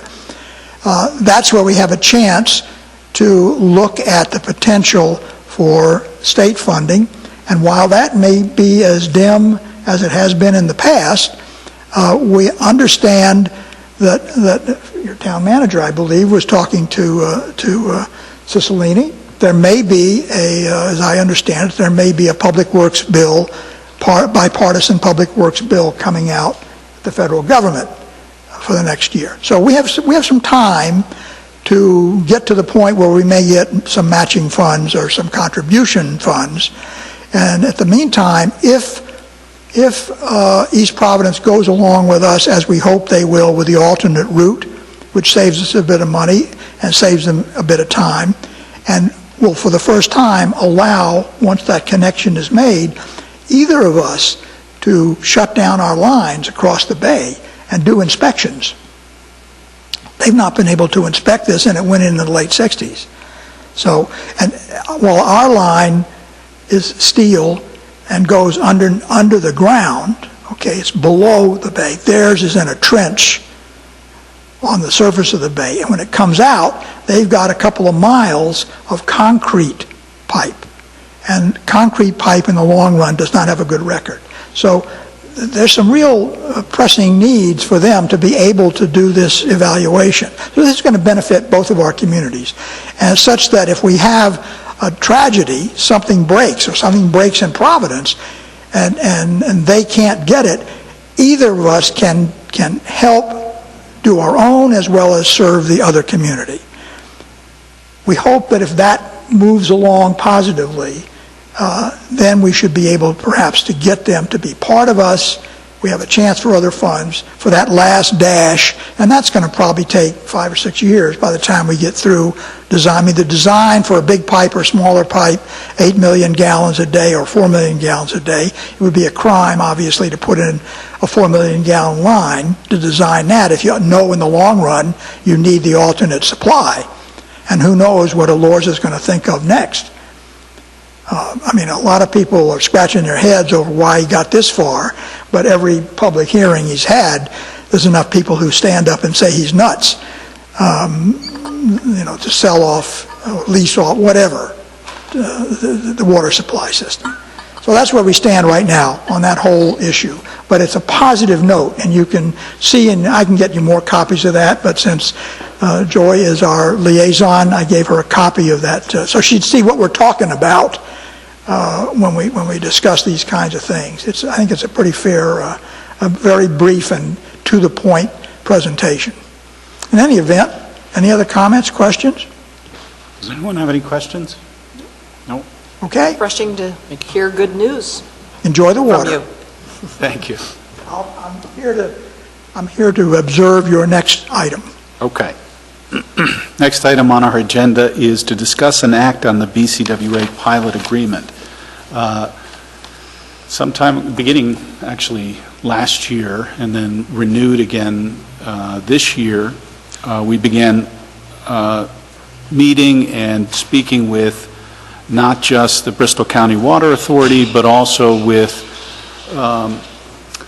subcommittees of the Bristol Town Council and the Warren Town Council. And through that process, we came up with the sort of broad outlines of an agreement. And that's where it stands right now. It's not, let me pull it up. If you pull it up on your agenda, it's part of the town manager's memo. The idea is that each year the town pays some money to the Bristol County Water Authority for hydrant fees. Those hydrant fees were set and maxed out under the previous pilot agreement. And under the previous pilot agreement, the Bristol County Water Authority pays some money as a payment in lieu of taxes. And that was set under that prior agreement. In effect, you end up with each town netting a much smaller amount than you're starting with. Initially, we end up, as Barrington ends up receiving $26,601 based on the former pilot agreement. That's after we pay $138,000 and we receive $165,000.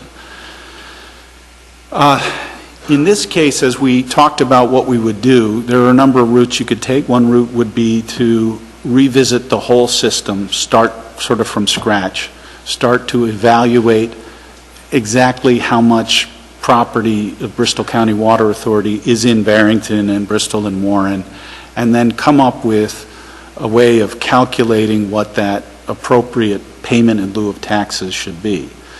On the other end, we could have looked at what the hydrant fees are for other communities and worked from there. We found that hydrant fees can be very high for much higher than what they are, in the range, I think, of $750 in that area, as Steve Boyajian and I are on this subcommittee and spoke to them about.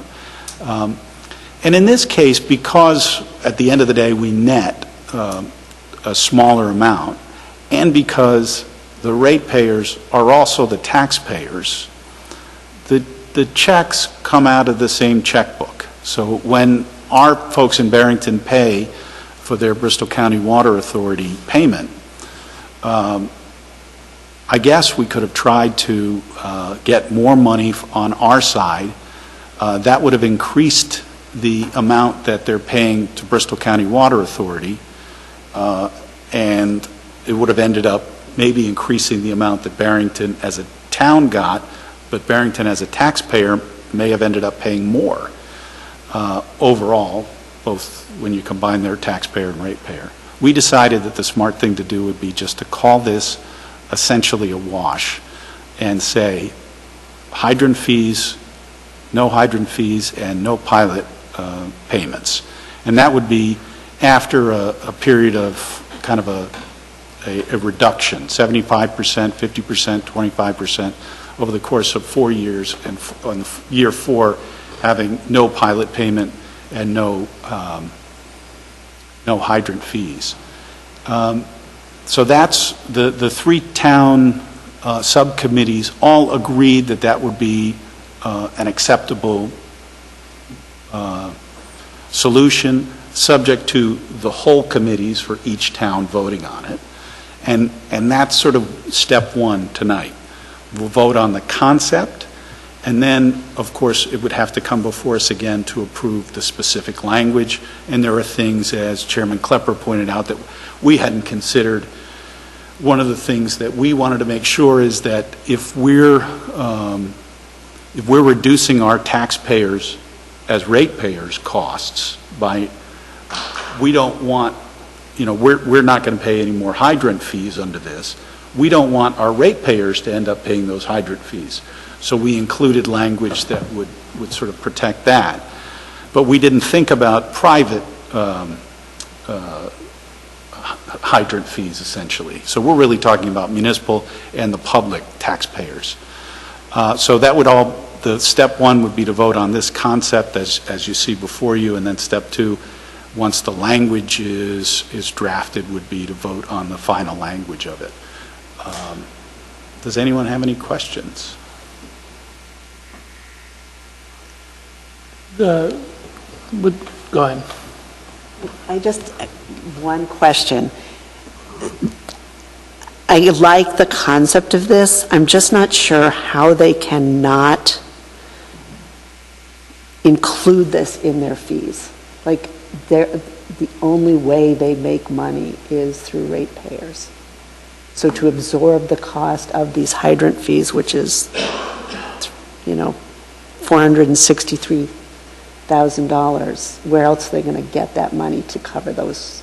They won't be paying pilot payments. So instead of paying their payment in lieu of taxes. It's a save. Yeah. It's pulled onto the savings. Okay. So that's where they would get the money from it. It would,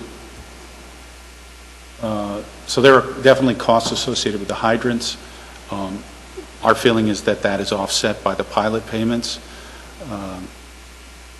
And then there are other circumstances, as Chairman Klepper talked about, that would involve private entities having fire suppression and so forth, where they could, Yeah, I just would like to make double clear that it doesn't come back to ratepayers, and I guess that language would suffice, I guess. Okay. Over a longer period of time, do we know, were the numbers looked at over a long period to know that the relationship that we see in the 3-year average has been similar to trend, or if 5-10 years down the road these could would have otherwise started to vary significantly, so that the ultimate net is a larger loss? Or these are So pretty... The pilot agreement is set up so that the total dollar amount that the 3 towns receive was frozen in after 6 or 7 years. So this is a 20-year agreement. So when you look at the pilot tax agreement, the $463,600, that's at the bottom of that middle column, that would remain. What changes potentially is the distribution. And that could be, if Barrington started using a lot more gallons, then our percentage could go up relative to Bristol's. But the dollar figure of $463,600 wouldn't change. That's going to be the same. The distribution might change, but as a practical matter, Bristol's got 20,000 people, we've got 16,000. It's more or less going to be in that. And the 800 doesn't really change in a significant way because the number of hydrants doesn't. The rate for the hydrants could. The hydrant rate would not change under the old pilot agreement. That was frozen in. So that, I should have mentioned, that old pilot agreement expired. Okay. So in theory, those rates could go up. But they have stayed the same for many years. So rates. We could realize a net loss anyway. Well, it depends on what you mean by we. From a municipal side, yeah, Barrington. From a municipal side, Barrington would ultimately, in 4 years, realize a net loss of potentially 26,000. But that depends on whether you. That would assume that Bristol County Water Authority would be comfortable keeping the hydrant fees where they were, and that Barrington, Bristol, and Warren would keep the taxing where it was. The very process of going through that, setting the hydrant fees is relatively easy. Assessing the tax is a very involved and expensive process. So that would more than eat up that difference anyway.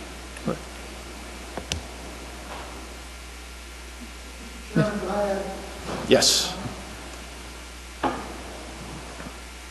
Initially, the payment in lieu of taxes was set up because the water company, private company, from whom we purchased it, paid taxes.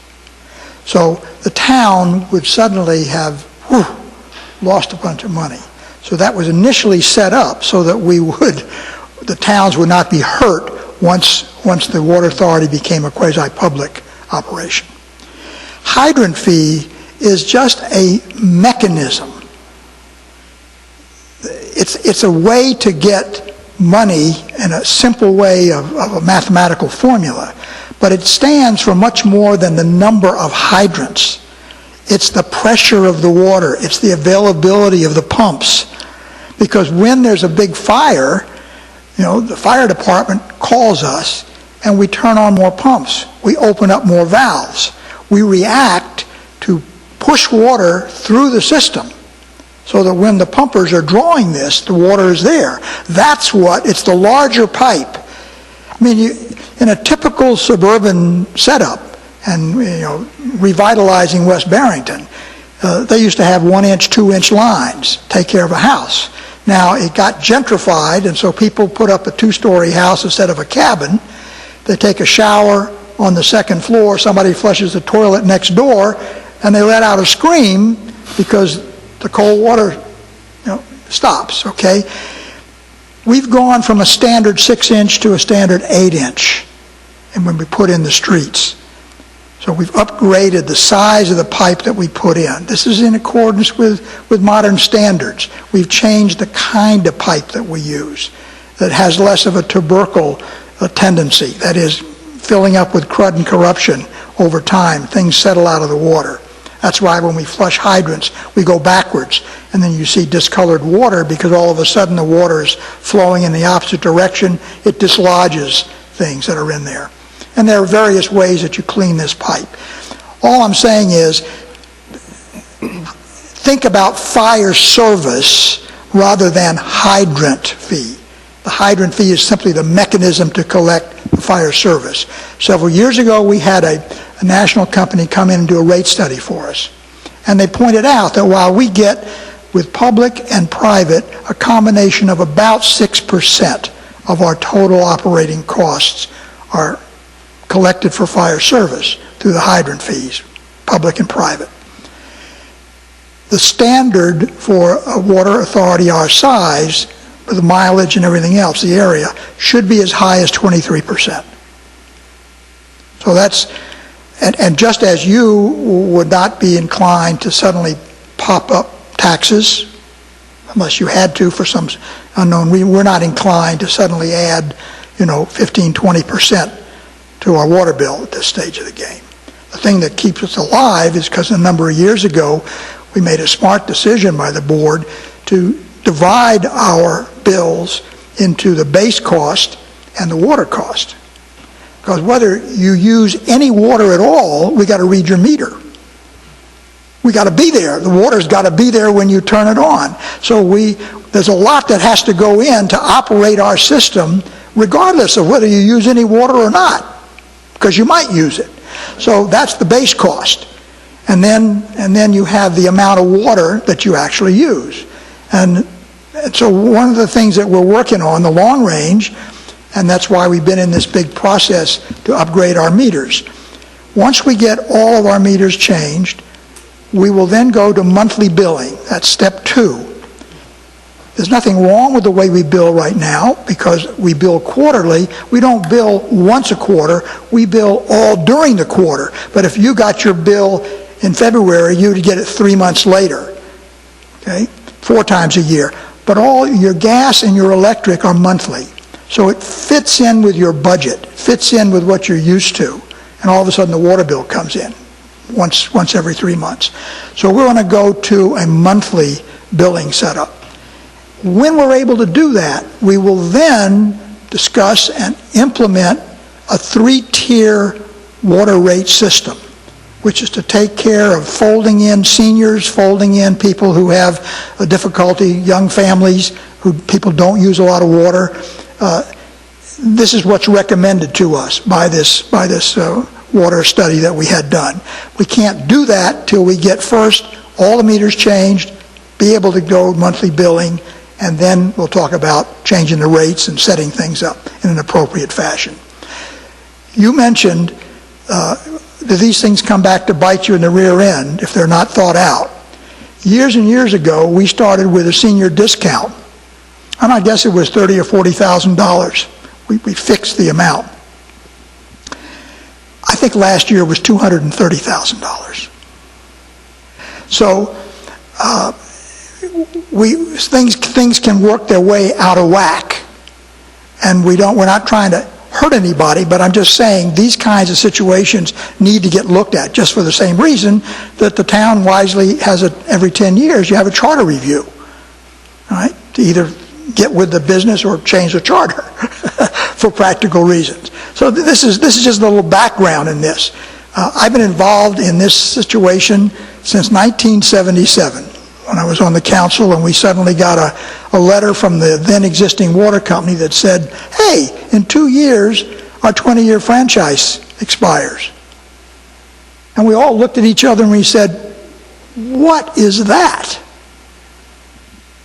Nobody knew anything about it. There's this letter. So we set up, first it was 4 towns, East Providence, and then it dropped down to the 3 communities, Bristol, Warren, and Barrington. And we worked on this for 6 years, until we had a countywide referendum that said, let's cross the bay, let's buy the water company, cross the bay, and turn this into a quasi-government operation. So that's the little background, I think, which may be helpful when you're thinking about, are these things going to go off rail? We hope this will keep it from going off rail. And while we'd love to just drop this whole thing in 1 year, we understand it hurts the community, and so fine. Let it die down in a couple of years, and it'll disappear of its own volition. And that, we think, is the smartest way. We will also, I think it's a state law that says we have the pilot. So we'll either have to change the state law, or we'll give you $1 a year, something like, you know what I mean? That'll have to be worked out. It's an ancillary element to whatever the 3 towns decide, but that's something for the attorneys to figure out. Anyway, thank you. Thank you. Just to make sure I understand it in its simplest form, eliminate pilot fees, eliminate hydrant fees, and Barrington will receive about $20,000 next year, about $13,000 the year after, and about $6,000 the year after, and then no fees either direction. We just get water. Yes. Okay. Well, no hydrant fees. we would still be paying Still just paying for water. municipal water. Right, yeah. Yeah. Paid it, yeah. Okay. Any other questions? Do I hear a motion to accept the proposed amendment to the BCWA pilot agreement to be effective on July 1, 2019, subject to approval of the final language? So moved. Second. Made and seconded. All those in favor? Aye. Aye. Any opposed? The motion carries. Thank you.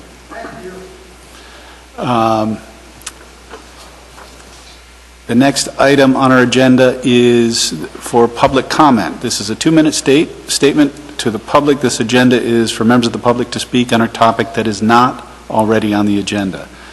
If you want to be heard, please indicate you'd like to speak by raising your hand. When you're recognized, please approach the microphone and state your name and address for the record. Would anyone like to be heard for public comment?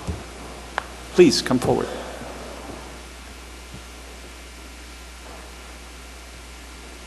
Hi, it's actually Victoria Young. I was number 14 for the victualling license this evening, and I just wanted to get back to that point. I don't know if we missed it by accident. No, I'm sorry that you didn't understand. You got it.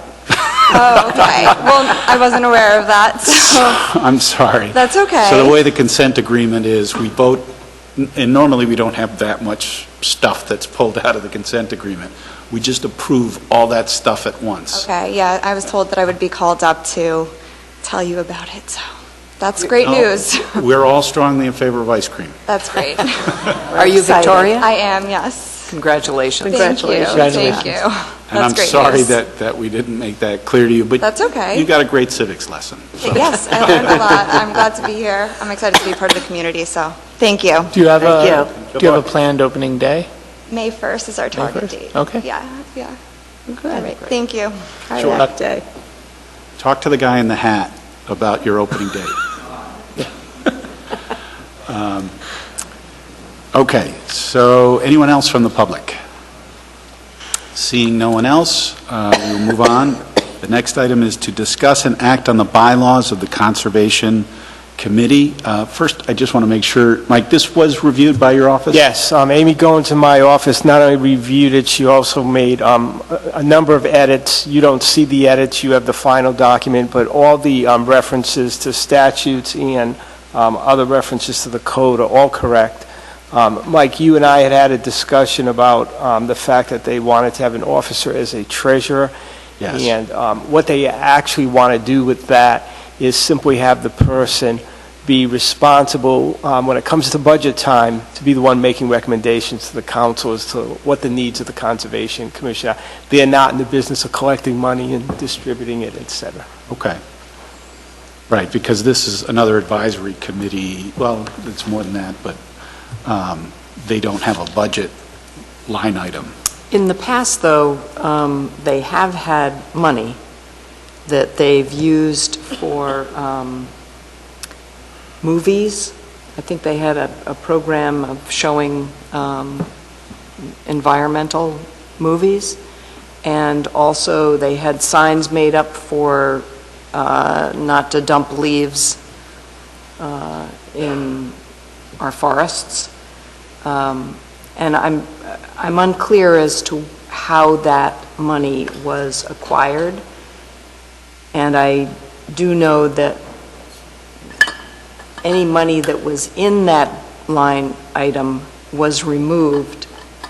I remember there was something like $900, and that was removed in this year's budget. Does anybody have? I don't. Do you know anything about that, Jim? I don't remember. I don't have my budget material with me. We made a lot of cuts. It could have been one of the things we did Yeah. cut. I'm just wondering and if it was that probably was- it was based on history of spending is Right. probably likely why we did that. But as far as I know, the two members of the Conservation Commission who are here could speak to any need of money. Well, I guess the question here is our approval of their bylaws, and I'm not opposed to having a treasurer, even if they don't I mean, if they want to call it whatever they want, if that person is designated as the person who's going to make a suggestion for funding to either capital funding or to the council in the future, that's okay with me. Their bylaws strike me as very, very well thought out. Does anyone have any questions or concerns about the language of the bylaws? These specifically, no, but bylaws for the committees, is this common? Is there a duration? I was surprised to see that bylaws were coming when the Conservation Commission has been around for a while. So is it just really up to the committee if they want to put it forth, or how did we get to this point? So different committees do have bylaws. Please come forward. The planning board, for example, has bylaws. I don't know. I think all the committees have bylaws. I don't think so. I think Well, we've talked about trying to do that over time to give them some guidance on the way things That would be a operate. good idea. But please, sorry, go ahead. So I'm Ted Might, I'm the Vice Chair of the Conservation Commission. From what I understand, we've had bylaws since at least 1998 or something like that. These are relatively modest changes, and I think in the bylaws it talks about the process to amend bylaws, we 2/3 majority and then take them to you guys, essentially. So none of that has changed, and as far as I know, the treasurer position has always been there as well. That is not a new piece. And I believe in terms of the budget, I don't know much about it other than I was always under the impression that we had a budget of $500 a year for this movie program that we used to put on and signage like we talked about. But also, like you said, we haven't probably used very much of that money in the last several years, or at least since I've been around. Okay. It is a good idea. I appreciate you guys updating your bylaws. It's a good idea for our committees to do it. there was one change that I thought was prudent, and that was to extend their purview a bit, I think, to include any town properties that are worked on moving a certain amount of soil, because in the whole middle school process, the Conservation Commission was never asked to review the site drawings, and I think with the language that's in this, they should have been able to check those out, especially given the location of the middle school. So we did have I did ask the site engineers to attend one of the commission's meetings, and they were able to discuss the drawings, the site drawings. But I think in the future, any work that is done, especially on town property, that involves 10 cubic yards. 10 cubic yards of earth moving, they should be reviewed by our Conservation Commission. I had a question on that specific, reviewing private excavation. Is that a matter of course for the commission in the past to review private construction sites? Yes, I mean, that's primarily what we do, is reviewing construction within 100 feet of the wetlands. Okay. So that's par for the course. And what's your jurisdiction? Like what if something's amiss or? We're an advisory to zoning, so we provide recommendations on ways to mitigate impacts on the wetlands in areas that are close to the water bodies. And the basis for their doing so is in... Yeah, it's within that pollutant district. Code of Ordinances, Zoning Enabling and Development Review Act. I mean, we essentially tried to update our charges to reflect what we currently do, as opposed to what was written in 1998. Another emphasis was on, they're the tree commission, which... Yeah, I saw that. And we have an arborist, and all along, the arborist was supposed to meet with the commission 4 times a year, and nobody really knew about that. So that's begun. Yeah, we tried And, to codify yeah. those sorts of things. Okay. Just to bring in the discussion of trees more into the conversation. Okay. Thank you. Any other questions? Do I hear a motion to? I'd like to make a motion to accept the updated bylaws of the Conservation Commission Second. as amended. Motion's made and seconded. Any further discussion? All those in favor? Aye. Any opposed? The motion carries. Next item on our agenda is already dealt with. That's item 20. We will put this on our next month's agenda to address this issue and the question of the ex officio members and public, the municipal employees. Next item is to discuss and act on a resolution to create an assigned fund balance for the town council contingency fund. This is just a resolution. One of the things I wanted to do is, we don't always use our contingency fund. I don't know whether, I don't think since I've been on we've ever depleted it. But the portion that we don't use ends up going into the general fund.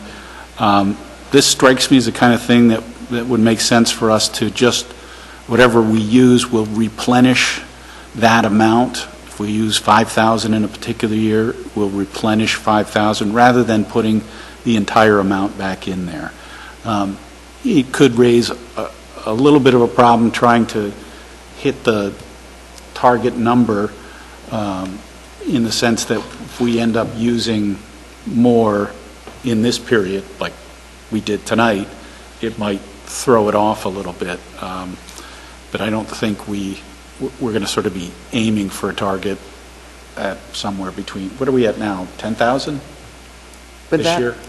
Well, it started the year with 20, but I the mean- request, It's yeah, now the down request to- is 10. It must be about 10. Yeah, It's the about 10 request left. is 10. So we'll figure out next year whether we want to have a request that's higher or keep it around that number. But that's the purpose behind this. May I think this is apropos.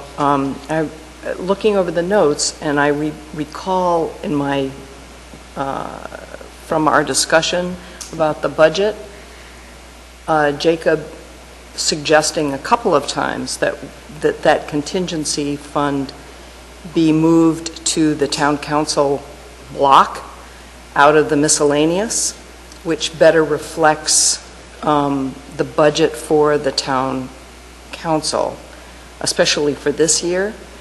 And we never Did that happen? did that. We Or asked her to look into it. It got moved out of the miscellaneous in the town council department line. it's now But in the it- town council Well, in the But new it budget. didn't In the bring, new budget, not the current budget, but in the new budget. budget. Okay, that's Yes. great. The 1920. it didn't bring last year's budget with it, so it appears in the town council, Because it was, the adopted right, in a budget different was in a section, different but section. it So it's 10,000 tripled plus the 10,000 minus in negative. two different We departments. zeroed out the miscellaneous where it was located. Right. And we added 10,000, I think it is, to the town council's block, budget block, as a line item within the town council. right, so now So the it's town not council reflected as a budget. contingency? No, it was reflected as a contingency, but now the overall town council budget, instead of being about even from last year, It's gone went up. from being up Right. 10 to now being up 20, as opposed to really being flat. Right. Maybe Josh can. We can, Well, it wasn't, I don't have, once again, I don't have it in front of me, but it wasn't Exactly what flat it did, because of the because- council raises. But we went from 20 to 10 in the contingency. Yes. So you had a plus 10 and a negative 10 that should offset, but now 2 plus 10s are getting added. Because the With no adopted negative budget point. for Right. council No, yeah. contingency last year was in a different department. I can't move. Right, no, around yeah, I from one to understand. the other. we can probably correct that offline and come back to it the next meeting if it Yeah. hasn't been addressed, but this is sort of more narrow and just a question of whether we should turn this contingency fund into an assigned fund. Again, that specific language of assigned fund, which will, I guess, allow us to just replenish it and won't automatically go into the general fund. I think it's a good idea. Can we, So the other night at the council on appropriations meeting, there was a whole, we were there, kind of confusion as to what it would look like. So say we only spend 7 this year, leave 3,000. So then we're to 13,000 next year? No, we No, had if we 7. spend 7 this year, then the budget line item for next year would be 7,000 to replenish it back up to the 10, or whatever number we decide. Let's call it 10. So it just lives at 10? It doesn't compound? I guess there was confusion. They were assuming it was compounding. Yeah. No, I don't think it needs, Okay. that's not, that certainly wasn't my intent. Okay. can we have the language reflect that? Basically, so there's a bucket that fits $10,000, and each year we fill that bucket. Each year we request to fill that bucket. So if we deplete it by 1,000, we request 1,000. If we deplete it by all 10, we request 10. Well, I think that would limit your flexibility if you wanted to increase or decrease the contingency fund. The contingency fund has historically been 20,000. Right. And there have been years that we've come very close to using all Not in the of it. last 5. Right, but in years past, I'm not sure where that came from, that emergency. Yeah. You mentioned the capital, but I seem to recall us using it for that, the sewer break, to tide us over until we were able to borrow the money. I can't remember. But I agree with the concept of not, if we, I agree with it being lowered to 10,000 this year and from 20, and I agree that if we use none of it, then we don't have to add anything next year. If we use some of it, we replenish so that we always start our budget year with 10,000 available. Does this need to be funds. approved at the FTM?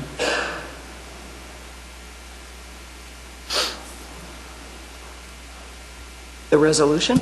No, because you're setting it up as an assigned account, so you have the authority to do that. If it was going to be a committed account, it would have to get approved at the FTM.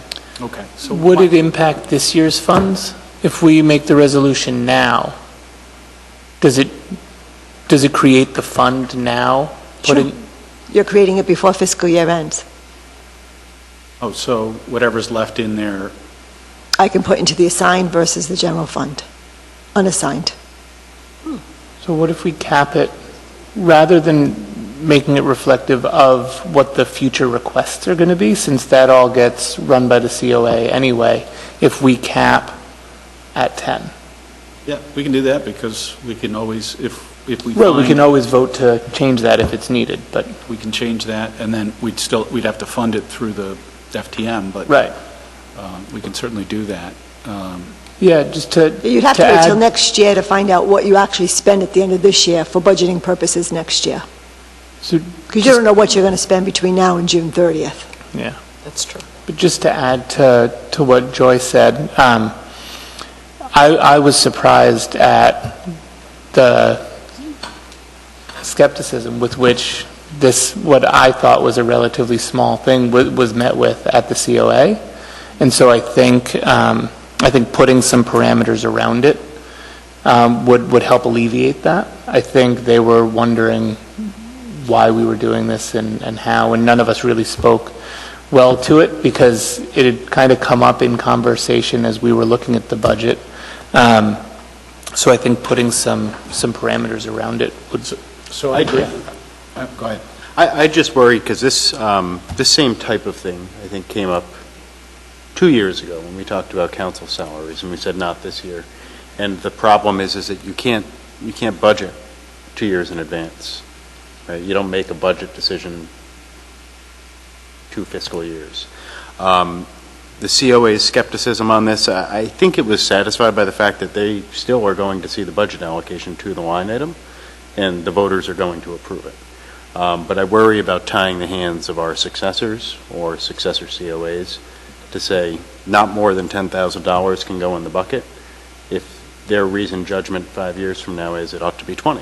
I don't, maybe it should, maybe it shouldn't. But I'm not worried that it's ever going to be hidden from them. I mean, it's a budget line item just like any capital account we have. Before you ask for it, you tell them how much is in it, and they can say, I think it's sufficient this year, you don't need it. So I'm not trying to accumulate $100,000 in the council contingency fund, but I don't think anyone's ever going to, approve an allocation that makes it an unreasonable number, and I think we can just leave it at that. And the other issue with doing it at $10,000 is it's hard to hit that target if we spend it right up against the budget, because they're developing the budgets in January. So, we will be able to, it's easier to sort of say a ballpark. We haven't spent this much, so we're gonna shoot for having 10,000 in, say, this year. But we're without a restriction on it because we could end up, Jim could predict that we're going to spend $2,500 at our May 1 meeting, and we don't, and then we're $2,500 over when it comes to the budget meeting. I would consider it a target is the way we should look at it, because like you said, we're never going to be able to predict what's going to be left in there, and you don't want to tie the council's hands that, well, we got to spend money or we can't spend any more money after the budget's process has already begun. So targeting 10,000 and adjusting it from year to year. If we shoot high one year, we get a better idea as to where it needs to be the next year and fund it at a lower level, but target 10,000. So would anyone like to make that motion to adopt the resolution to create an assigned fund balance for the town council contingency funds, where any funds that remain unspent at the end of the fiscal year will be allocated to this assigned fund balance in the general fund? So moved. Second. Made and seconded. Any further discussion? All those in favor? Aye. Aye. Any opposed? The motion carries. The next item on the agenda is to discuss and act on the resolution supporting legislation to add a third alternate to the Zoning Board of Review. Basis for this is that we'd rather not be having meetings that can't go forward because we don't have a quorum. An alternate would allow that alternate to sit in and vote if there is a shortfall. This was a request made by the chair of the zoning board. And I believe I asked if the solicitor felt that this was a reasonable request. Yeah, and by statute, it's necessary. If you want to change it to 3, it must be done by legislation. The biggest concern is when they don't have a quorum. There are people that are here with lawyers and architects and that type of thing, and all of a sudden we find we don't have a quorum and they've already invested an awful lot of equity into the process. I move a resolution to support legislation to add a third alternate to the Zoning Board of Review. Second. Motion's made and seconded. Any further discussion? All those in favor? Aye. Any opposed? Motion carries.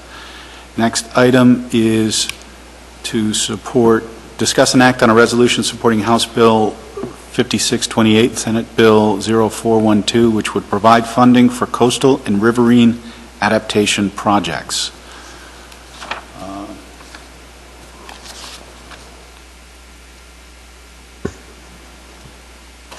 Mr. President, just as a reminder, we do have a member of the public that wants to address this issue. Okay. Please come forward.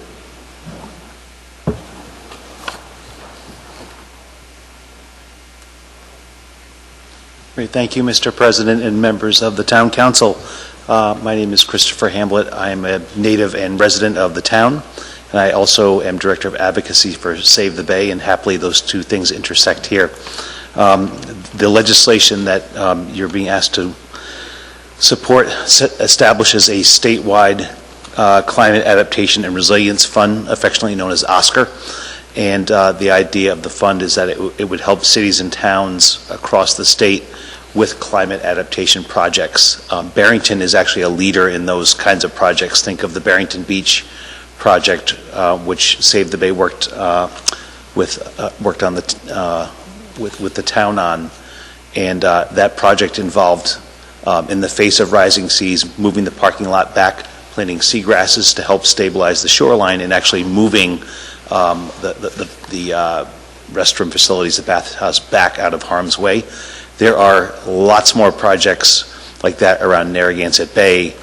There are also projects that need to be done in 100 Acre Cove, and as you've probably heard and read, Barrington is one of the sort of the top 3 or 4 threatened communities with sea level rise, so there's some urgency here. I want to be very clear that this is a nearly $2 million per year fund. It's funded by a doubling of a currently 5 cent per barrel fee on petroleum imported into the state. So this legislation would double that fee from 5 to 10 cents per barrel. Just to probably anticipate a question on consumer impacts, that's 1/10 of a penny per gallon fill up at the pump. So think of it as 1 to 2 cents per auto fill up.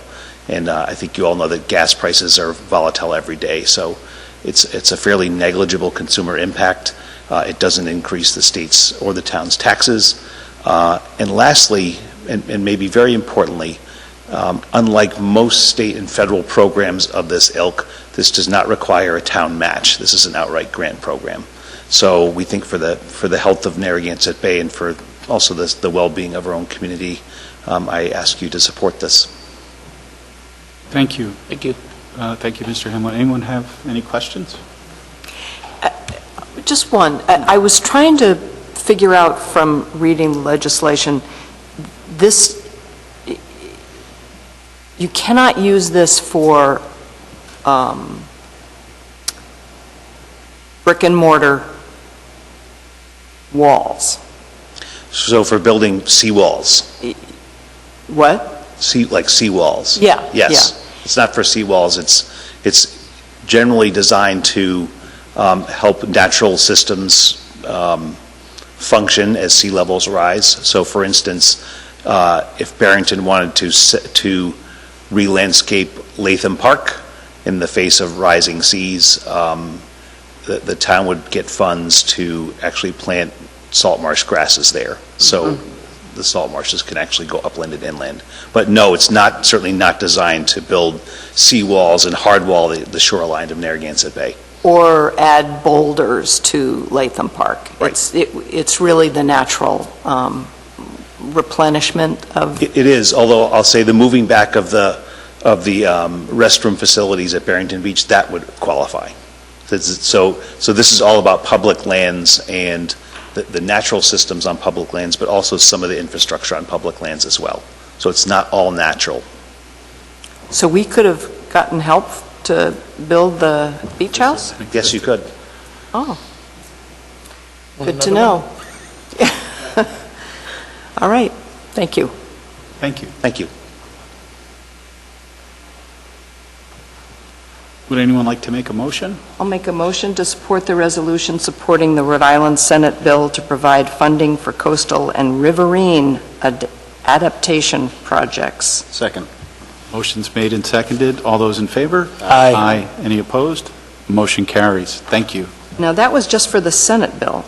No. Why aren't we... No, the resolution at the bottom says, supports passage of the House Bill 5628, Senate Bill 412.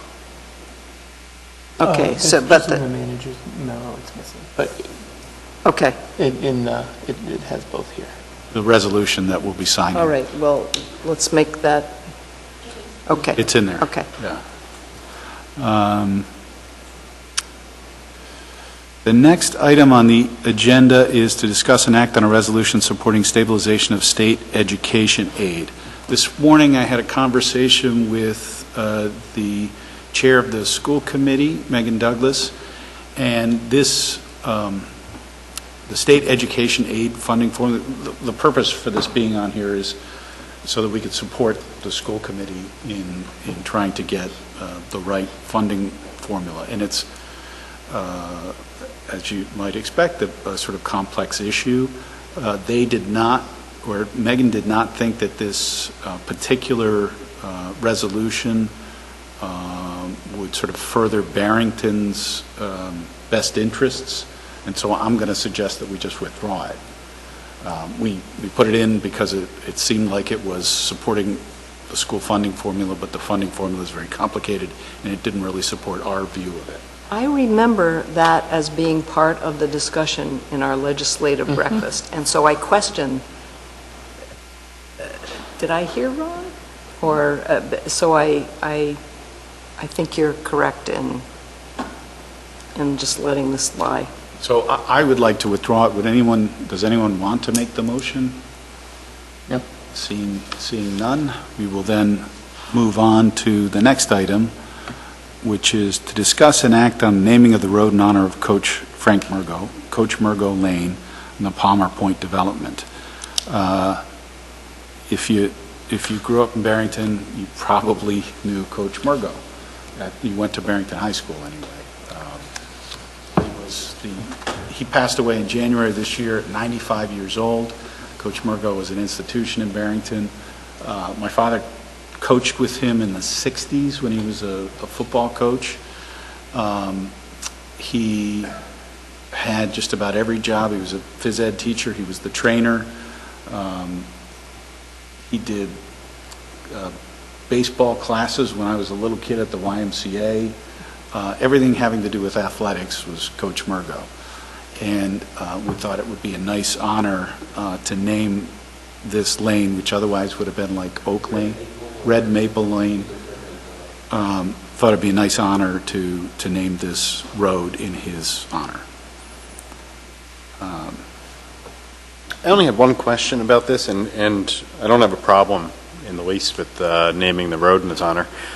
I wasn't sure if it should be Murgo Lane or Coach Murgo Lane, and I don't know why I waffled back and forth. And I'm not suggesting one is better than the other, but I just kept asking myself, I'm not sure which one. We've had numerous discussions about that, and it was, Murgo, Frank Murgo, Coach Murgo, and we've discovered that there are a lot of Murgos in Warren and Bristol, and so we figured Coach Murgo was the best way to narrow down who we are recognizing. I'm fine with that. I was left scratching my head. I didn't know if anyone else did. If you did, no, we did. No, it's not just me. Okay. So I would like to make a motion that we support a resolution naming. I'm sorry, I'm trying to find it on the naming the road in honor of Coach Murgo as Coach Murgo Lane in the Palmer Point development. Second. There's a motion made and seconded. Any further discussion? All those in favor? Aye. Aye. Any opposed? The motion carries. Now we're going to discuss the potential agenda for the Town Council's Children's Community Forum on Tuesday, April 16, 2019. I think Councilman Breyer had some suggestions, or at least one suggestion I seem to remember coming across. Mr. President, to start the discussion, if you go to the town manager memo, I've incorporated most of the suggestions that I've gotten from council members, so that might be a good place to start the discussion. Okay. I was scrolling to that to read. So yeah, I'll just read what's listed here. Short presentation on our town's democratic process, discussion on Earth Day and related cleanup projects, discussion about the recently passed polystyrene ban, Barrington Beach Community Campout, Raynor Wildlife Refuge presentation on the terrapin turtles, recreation projects happening at Latham Park, Police Cove, what we're doing with the athletic fields, and then giving the youth a chance for public comment. Anything else we should add into that? Is it my understanding that I'm leaving this? I start a new job in Boston on April 15. Congratulations. Thank you. And they gave you the second day off? No. They might not appreciate that, especially if photos came out. So, yes. Mr. President, we may also have a CBDG application that needs to be completed by the end of the month that we just found out after our agenda was set. So we may actually have some official business we're going to throw in there. Can we do a water pilot agreement for the kids? Okay. And you're not going to be here either, right? I'm not here, no.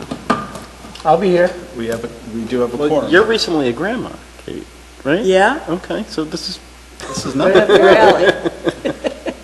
She's 4 weeks old. Yeah, but this is 2 weeks from now. That's 50% older. So do I meet with you, Jim, to set the agenda? We'll get an agenda and we'll put one together and kind of make assignments and then provide it to you for your recommendations. I think you're probably the best person to talk about the polystyrene ban. Yeah, I'm good I'd for like that. to try and get something in there that we can vote on to show the process of voting. And so I don't know if someone from the council wants to talk about our democratic process here in town. A council member could do that, or I could do that. I thought that the Madam Vice President could speak on both the polystyrene and Earth Day. I think you had made that recommendation for the Earth Day. You could do a resolution that's something to vote on. Earth Day resolution? Yeah, Earth Day resolution, and you could take comment from the public on what ought to be included in that resolution. Okay. And we'll see if we can get some terrapin turtle Are you going to know how many people are here? Like how many people will come attend this? Yeah. Well, I know my son will be here, and I think both of Steve's kids. Again, Kate's grandchild. She's grandchild. From Oregon. So Skype her in. Yeah. Oh, my God. That was another thing I wanted to discuss is what we'll do to promote this. I think we should let certainly the schools know and encourage them. It's the second day of break to be there. We'll tweet and put it on the webpage, on the scroll on the webpage, and we'll ask the schools to send it out in their email, as well as maybe get some posters made up to put in the schools. Get it on the whiteboard. With the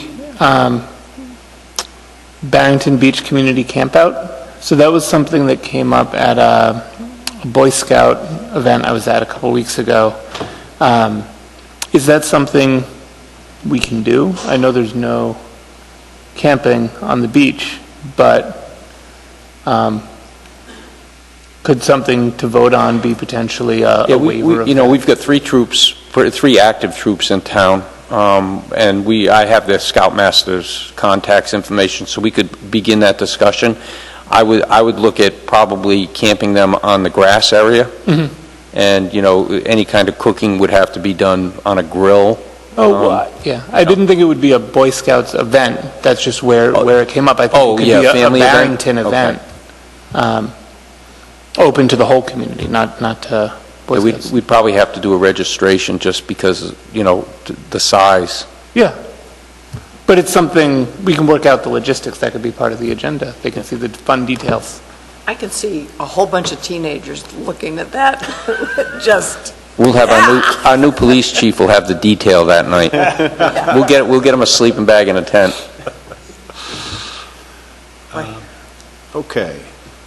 Anything else on this I'll one? meet, so you'll let me know when We'll try and put a draft agenda together, and then we can meet on it and talk it through, and any recommended changes that you would like on it, just as we do with the president for most of these meetings. I've never been present, so. There you go, let it go to your head, use the gavel, go crazy. Yeah, I think I will. Maybe take Dianne Feinstein as a cautionary tale on how to talk to children. You know how long I've been doing this? Right. Okay, so next item on the... Motion to schedule a special town council children's community forum for Tuesday, April 16 at 1 p.m. in the council chamber. Second. Made and seconded, all those in favor? Aye. Any opposed? The motion carries. Next item is to discuss and act on a waiver of local permit fees for the PEC Center. Similar to what we did for the middle school. I mean, the money, we charge ourselves some money, and then it comes back into our coffers. It's much easier just to waive it, and makes it simpler. My only question on this, it's easy to waive just the finance part of the fees, but all of the inspections and processes still Oh, yes, take place? absolutely, yeah, okay. that's a requirement. I'll move to waive the fees. What's the rest? to Is wa- that enough? To waive local inspection fees for the construction of the PEC Center for the roof replacement and the lower level renovation. Second. Made and seconded, all those in favor? Aye. Any opposed? The motion carries. Okay, so the next item on the agenda is to discuss and act on bids. The first is for Liberty Chevrolet. This is for a Colorado pickup truck. And Director of Public Works, Alan Corby, is here to talk to us about that. Yeah, we recently went to bid. The memo I gave you was a listing of the 6 dealers that we reached out to, contacted, got in touch with the salesperson, emailed them the specifications and bid package. Only 2 responded with a bid on the date of. The problem is a lot of the one vendor actually, I believe it was Belize, led on a little bit that they have to reserve the vehicle, and that's why they're a little apprehensive about one vehicle, and that way if they reserve the vehicle they're going to bid on, and someone walks on the lot the next day and says, I want to buy it today, well, the vehicle's on hold and they may not get the bid. So a lot of them are reluctant unless it's a big fleet purchase. So I'm recommending awarding the bid to Liberty Chevrolet for the amount listed, which is $35,315. Including the safety lights. Right. Okay. Do I hear a motion to authorize the Town of Barrington to award a bid to Liberty Chevrolet, 90 Bay State Road, Wakefield, Massachusetts, for a 2019 Chevrolet Colorado pickup truck in the amount of $35,315. Bid price $34,715 plus additional $600 for dealer-installed safety lights. So moved. Is there a second? Second. Made and seconded. All those in favor? Aye. Aye. Any opposed? Motion carries. Next one is for front mower. Yeah, we every day during the spring, summer, and fall, 3 mowers go out, mow the entire town, all our fields, town grounds, parks, and school properties. We're replacing one of them, and we're recommending Norfolk Power and Equipment for $15,979.91.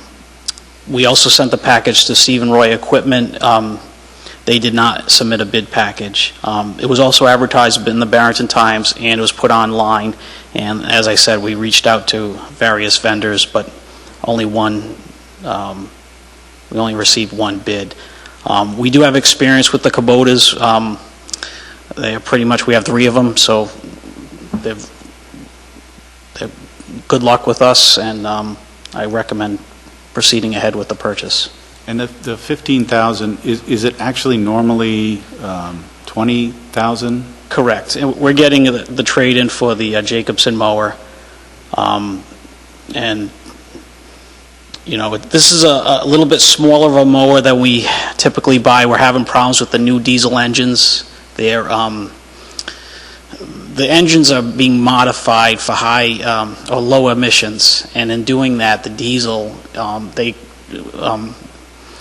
go through a process that's called regenning, and what it does is it basically regens there's a fluid that handles the exhaust, and the exhaust fluid is actually regened through the engine.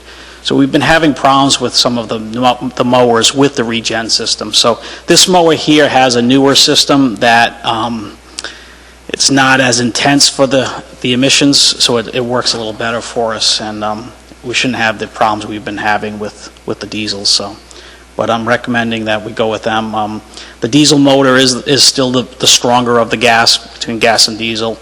It's just the emissions issue is the problem. So, but I think it's a good price. And like I said, we have 3 of them, and they're all they range from I believe one's almost 10 years old, and it's in pretty good shape. So, I mean, these are our workhorses. Is it worth trading in the Jacobson? Is there any use for it if we keep it, or? No, we already have a backup Kubota. The Jacobson it's a machine that is very cumbersome to use. It's a larger, it's got the wings, and it ends up being a big monster, so to speak, to be dragging around and bringing to fields. It's good if it stays at the high school, but even there we found that we're better off with a little bit smaller machine, and it gets maneuvering and gets in tight places around goals and along fence lines. So we've just been having better luck with the smaller machines. Will someone like to make a motion to authorize? I'll make a motion to authorize the town of Barrington to award a bid to Norfolk Power Equipment Incorporated, 846 Bronco Highway, Burrillville, Rhode Island, for a 2019 Kubota F2690 four-wheel drive front mower in the amount of $15,979.91, including the trade-in credit of $4,500 for a Jacobson mower. Second. Motion's been made and seconded. All those in favor? Aye. Aye. Any opposed? Motion carries. Thank you. Thanks. The next one is for Tri-Town. This is the one that we wanted to look into the cost for actual cedar shingles, more than twice the cost of what we're looking at, and also certainly high maintenance. So we wanted to look into that because it is a historic building. The Cedar Expressions is kind of an upgrade to what was initially proposed. This is a higher-end vinyl, which looks more real from a distance. Well, you know, it looks more real from a distance. So I'm not a real fan myself. My question is that you specified red cedar. Aren't white cedar less expensive? Yes, it is. I didn't, to be honest, I went with the red cedar just as the more historic, fitting, and I just, I'm assuming that if it were white cedar, it wouldn't bring down the cost to the vinyl. No, if I had to guess, I mean, maybe tops $10,000, maybe tops. It would knock it down the price. It's mostly it's a labor. It's a very intense. Right. What he told the contractor told me is it's basically restoring the building. So he's stripping. You guys already know, but I don't even know if you'll see a $10,000 savings going with the white cedar. But you may. I mean, I didn't go down that avenue. Like I said, I just talked to him about the red cedar, thinking that we're going to go full, match what we have here. So, and the cement, the hardy cement board. I did not inquire about the hardy board. I mean, it probably is another option. it's tough. I have one contractor, so it's not like, hindsight, I wish I developed a bid that had many options and gave you like a menu, so every bidder would see, okay, here's the price for vinyl siding, here's the price for vinyl cedar impressions, here's the price for white cedar, red cedar, clapboard, and then the hardy board. The only thing is, these guys, a lot of these guys are busy, and it was, I mean, he's a great guy, but getting him out there to look at and go through it, and it's just like, there's a lot of work here. And he goes, it's going to be painstakingly, time consuming to break it all down, take the trim off, redo everything. And I mean, if you want it, we could go that route. It's just I will say that we didn't get a vote from, I'm the liaison to the Bay Spring Community Center. There wasn't a vote on this. I did speak with Stephen Venuti. And so this isn't by no means the board as a whole, but he did have concerns about upkeep going forward. So they're taking the sort of the long view, and it's obviously, even though it's much better looking to have the real cedar, it's also more expensive even than this cost going forward, because you've got to power wash it every couple of years and potentially stain it, and it's just not going to last as long. Well, white cedar probably doesn't need the power wash. You just let it go gray, which is what the color is now. But on this, unless it's pressing for the preservation of the building, I'd still like to just hit pause on this. You'd like to what? Hit pause on this. That building, the cupola on top of it, the facade, it's really something. It is. And I know that when you put vinyl on something, even if it looks more like shingles, you're covering the trim, you're really, I'm not saying that you haven't, gotten us everything we asked for, but I just want to consider a different option. I think it's a step backwards. Yeah, I would agree. Why don't we get a recommendation from, we have the price for cedar, well, red cedar. I would like to see white cedar, which would not necessarily even have to be painted or stained. And you can use that,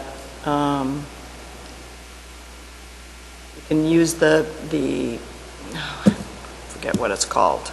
It's kind of gross stuff, but the plastic board. Oh, the PVC trim. That's AZEK? Yes, AZEK. Okay. So that you wouldn't have the same upkeep for the trim. That's also additional. What's the condition of the building? Is just pausing for 6 months, a year to come up with another funding source to do it the right way?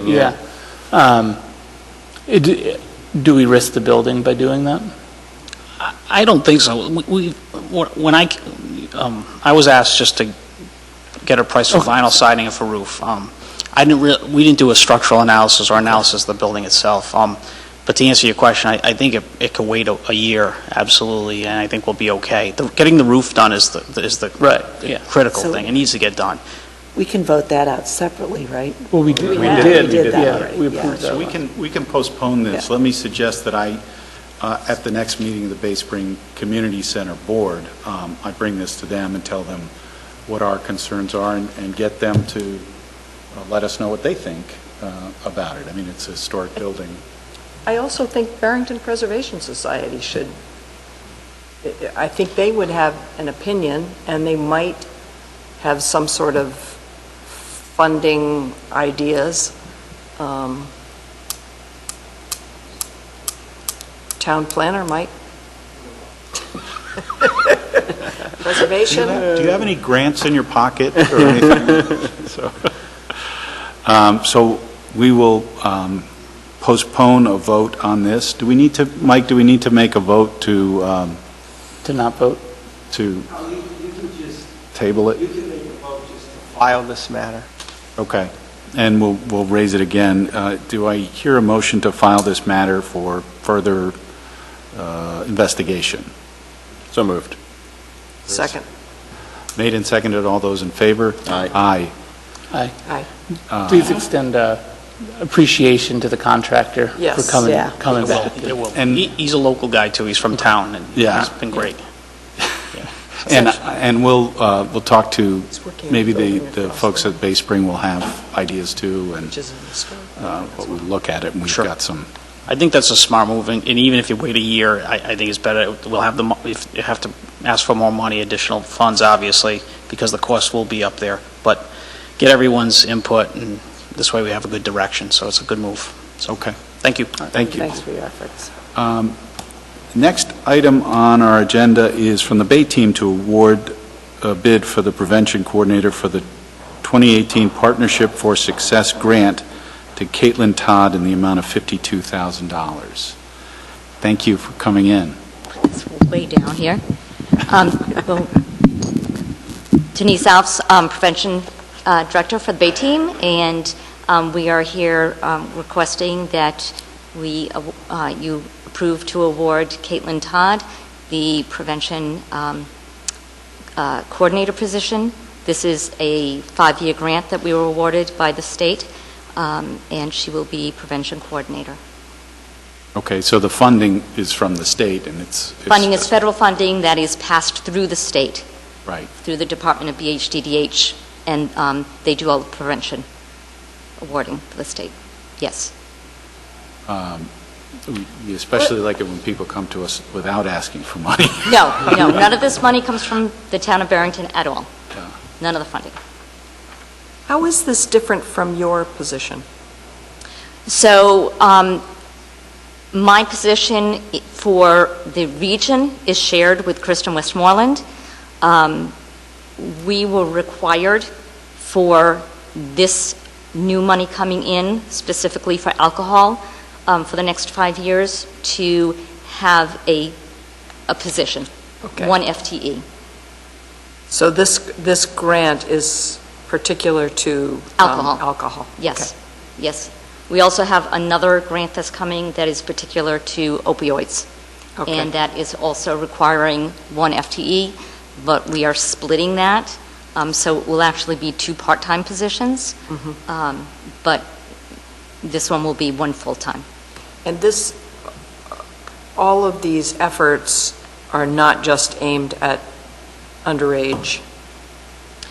This particular grant is ages 12 through 20 for alcohol reduction. Okay. Mm-hmm. Okay.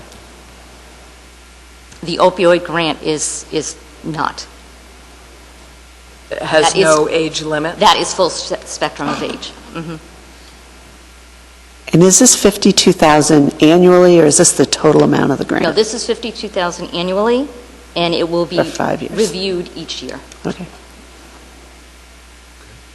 Does anyone want to make the motion? I'll make a motion to authorize the Bay Team to award $52,000 contract to Caitlin Todd to fulfill duties as the Prevention Coordinator for the PFS grant. Motion's made. Is there a second? Second. Made and seconded. All those in favor? Aye. Aye. Any opposed? The motion carries. Thank you very much. Okay, so now we're at the point where we're introducing ordinances. The first one is to introduce ordinance 2019-11. This was mentioned earlier. We wanted to, this is a proposal to increase the value so that we didn't need our approval for surplus, to sell surplus equipment that was worth less than $5,000. Does anyone have any, well, we're just introducing it. We can always discuss it later. I'll make a motion to introduce 2019-11, an ordinance amendment to Chapter 49 surplus equipment, and to schedule a public hearing for Monday, May 6th, 2019. Second. Made and seconded. All those in favor? Aye. Any opposed? The motion carries. Next item is the opening of the public hearing. I'm opening the public hearing for ordinance 2019-2, an amendment to Chapter 185, Neighborhood Restaurant. Public hearing was continued to this date. Does anyone here from the public want to be heard on this ordinance, this proposed ordinance? Seeing none, does anyone on the council have any questions or concerns about this? I was wondering about the four stipulations. So, two of them. One, live entertainment shall not be permitted. I understand not having live entertainment as kind of as a right, but could it be live entertainment shall be granted with special permit? So if a neighborhood restaurant is having their 5-year anniversary party type of thing, they can get a permit, have an event. Or if in celebration of a holiday or of some other thing, they could have an event. Mike, can they apply for some? So they would have to go to the zoning board for an exception. If you adopt this ordinance with the prohibition on live entertainment, it's not something the council would then have the discretion to waive later. It becomes part of the zoning ordinance. So you either have to leave that out, and I understand why it's in, given where they want to put these places. It's like if you want to have canned music, that's fine, but we don't want bands playing and people hearing it. The only recourse would be for someone to go back to the zoning board, and as you know, that's an involved process. Yeah. So I'm just thinking out loud. Acoustic, non-amplified music, the other way to do it is you do it the way it is, and let's see how it develops. And if owners of these restaurants start coming back saying, hey, we'd love to have an acoustic live performance, then you could consider amending it. But I think a lot of thought went into the prohibition, that given the location, the size. Yeah, it is. Remember, this began with Soames Variety. Right. And, the intention was to just allow them to be able to have a small restaurant in a neighborhood business district without having to get special permission. And I think the reason we put in those stipulations were to conform to the neighborhood. And, I'm not sure with a 30-seat limit, even bringing in music is a practical thing, and maybe, as Mike suggested, if at some point down the road it becomes an issue, we could readdress it. But I would think for the neighbors, it would be, with the exception of maybe an acoustical guitarist, but for the neighbors, it would be a concern. Yeah, I was thinking of it more in terms of like one-off things. If they're doing, a 5-year anniversary party, like I was saying, and they have an event and there's a band playing at the event, but yeah, I'm fine leaving that one. And then I was also just curious the reasoning behind beer and wine only. I understand not having it operate as a bar, but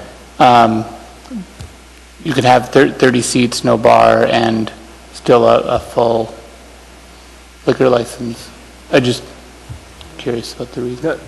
The tradition, at least in Barrington and elsewhere, I'm thinking of what we do in Bristol too, is when you start off with something new like this, you take baby steps, and you begin with beer and wine, and then again, if this works out for the next 2, 3, or 4 years, consider a change later. It's really, I think a lot of effort went, Jim mentioned what the genesis of all this was, so a lot of effort went into thinking about the surrounding area and where these establishments would be located.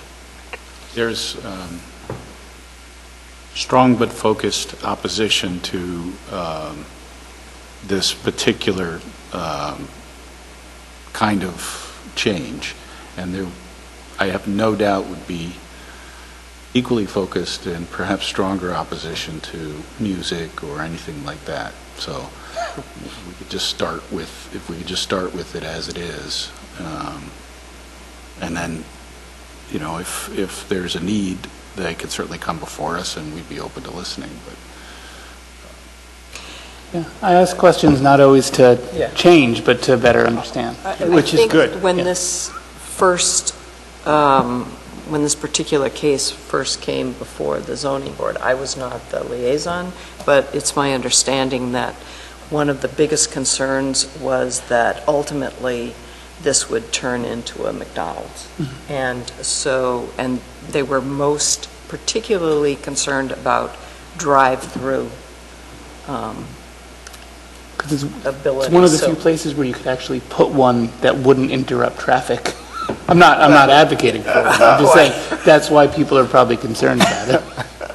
So I think limiting it this way, I think in no way jeopardizes the neighborhood or the ultimate goal of the business owners. Any further discussion? Okay, I'm closing the public hearing. Do we have a motion? I'll make a motion to adopt 2019-2, an ordinance amendment to Chapter 185 Neighborhood Restaurant. Second. Motion's made and seconded. All those in favor? Aye. Any opposed? The motion carries. Next item is, and I'm opening the public hearing for ordinance 2019-8, an ordinance amendment to Chapter 179 Vehicles and Traffic, 179-1, one-way streets, and this is for Waldron Street in front of St. Luke's School. Does anyone from the public wish to be heard? Seeing no one from the public, does anyone on the council want to be heard on this? I have a question on this one, too. Okay. I was just going to say, at the last meeting, there was a question about how the school did the pickups, and I did speak with the principal. In the afternoon, because parents can't tell when the children are going, which kid's going to be there first, they make all the pickups, including the bus pickups, in the parking lot and back. During the day, it makes sense that in the morning, they just want to kick them to the curb. And so they can come down Waldron. The passenger side is a one-way street. The passenger side would be to the school side as you head north, and drop the children off right at the front door and then continue on their way. There's one house on the street that would be impacted, but they just have to use the one way to get out. So it's really no significant impact on traffic patterns at all. But it is, I think, a safety concern as it currently is. Yeah, so my only question was, have we reached out to the residents of that house? No.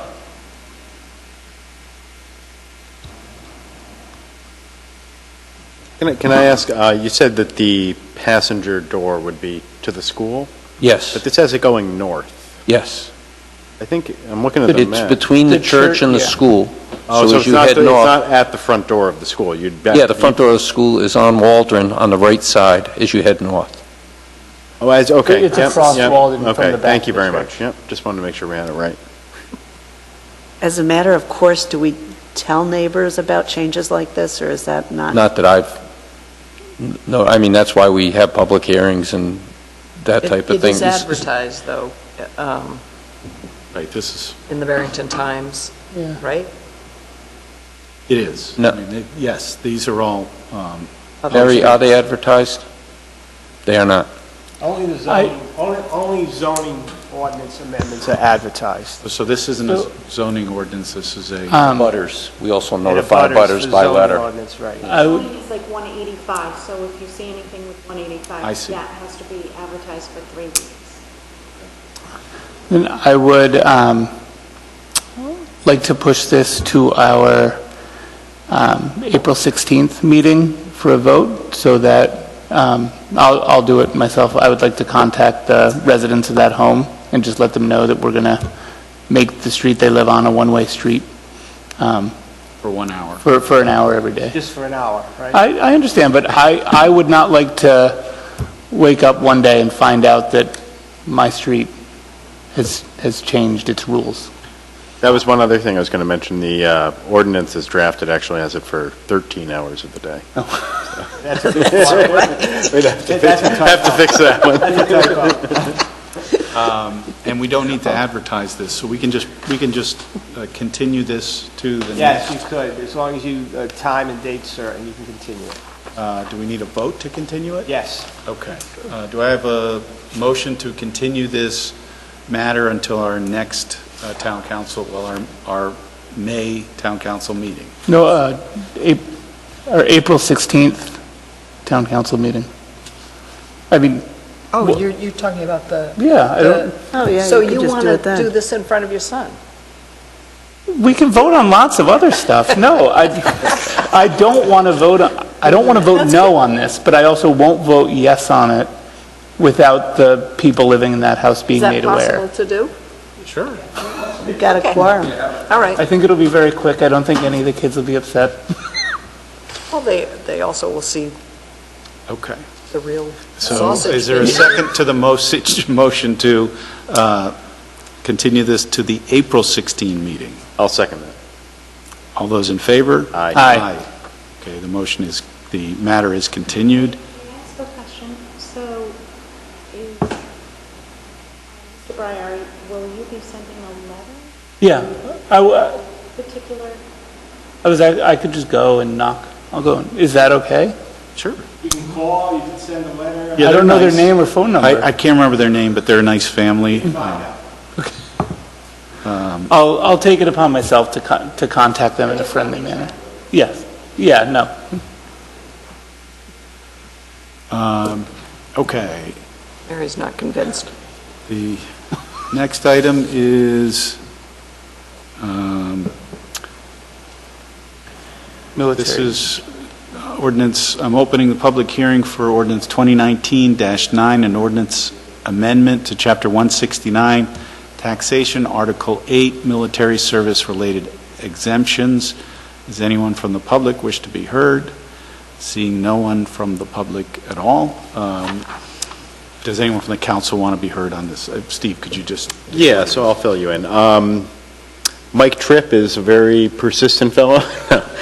So basically, a little history. When we did the tax exemption rewrite last year, one of the first things we took up was veterans exemptions, and they previously stood at $13,900 exemption from your valuation. It equated to $278. The proposal was just put forth to do a reasonable but somewhat modest increase to $300. It was early in our process, and I think we were concerned about the total cost of what we were undertaking. Come to find out, 2 years down the road, the cost is still substantially under what we estimated, and I think we had all hoped at the time to be more generous with our veterans. The elderly exemption sort of self-adjusted this year because of the HUD income limit changes. The veterans exemptions, however, did not, and the proposed increase of 10% or $30 was arrived at just by sort of looking at the last few years of tax increases. I think it was about 4 or 5 years. It amounted to about 10%. And so the proposal was brought to the committee by Mike Tripp, who considered this kind of increase sort of a catch-up on prior year's tax increases. The vote to recommend it was unanimous.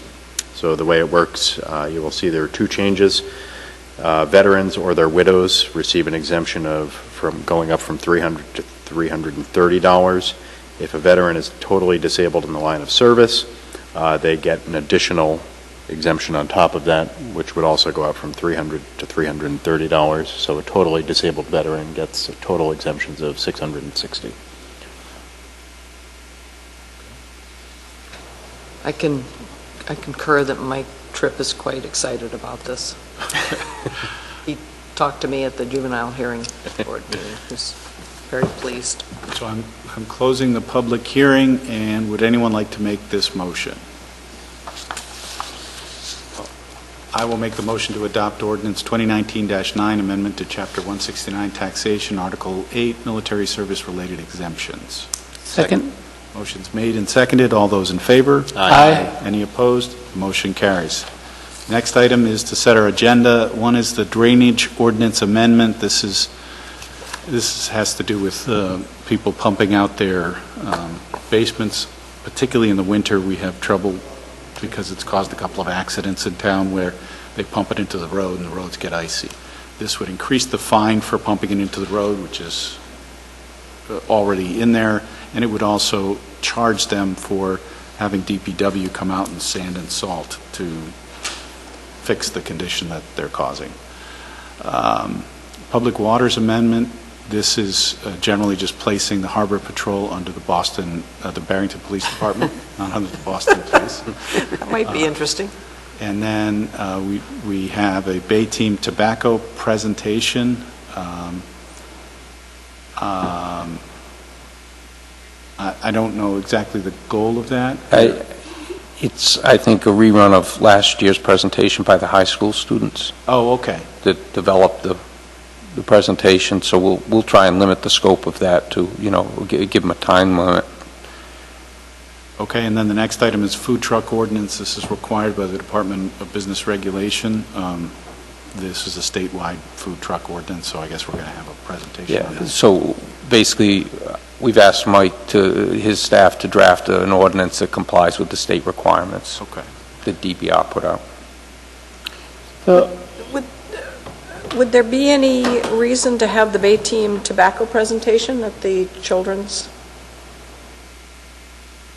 town council meeting? I could certainly ask. That sounds like a great idea. if the students giving the presentation are available during their vacation, that would be the only, Yeah. The only thing I'd suggest, Oh, yeah. I think the last time is they brought all the flavored tobacco products. Yeah. Sort of passed them around and said how they were formulated to taste like candy and... We'll ask them to adjust their presentation for a younger audience. Don't tell my kids that tobacco products taste like candy, please. We get a bunch of vapors out of the program, we won't consider it a success. Right. are so the ordinance items on the agenda, they're on to be introduced next month, right? And then, so this is like a 2-month before? Yes. Okay. I'd also like to add discussion about taxation structure and priorities.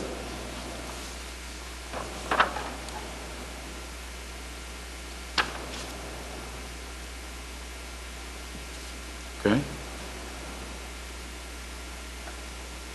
Anything else? If anything occurs to anyone in the meantime, just let me know. Okay.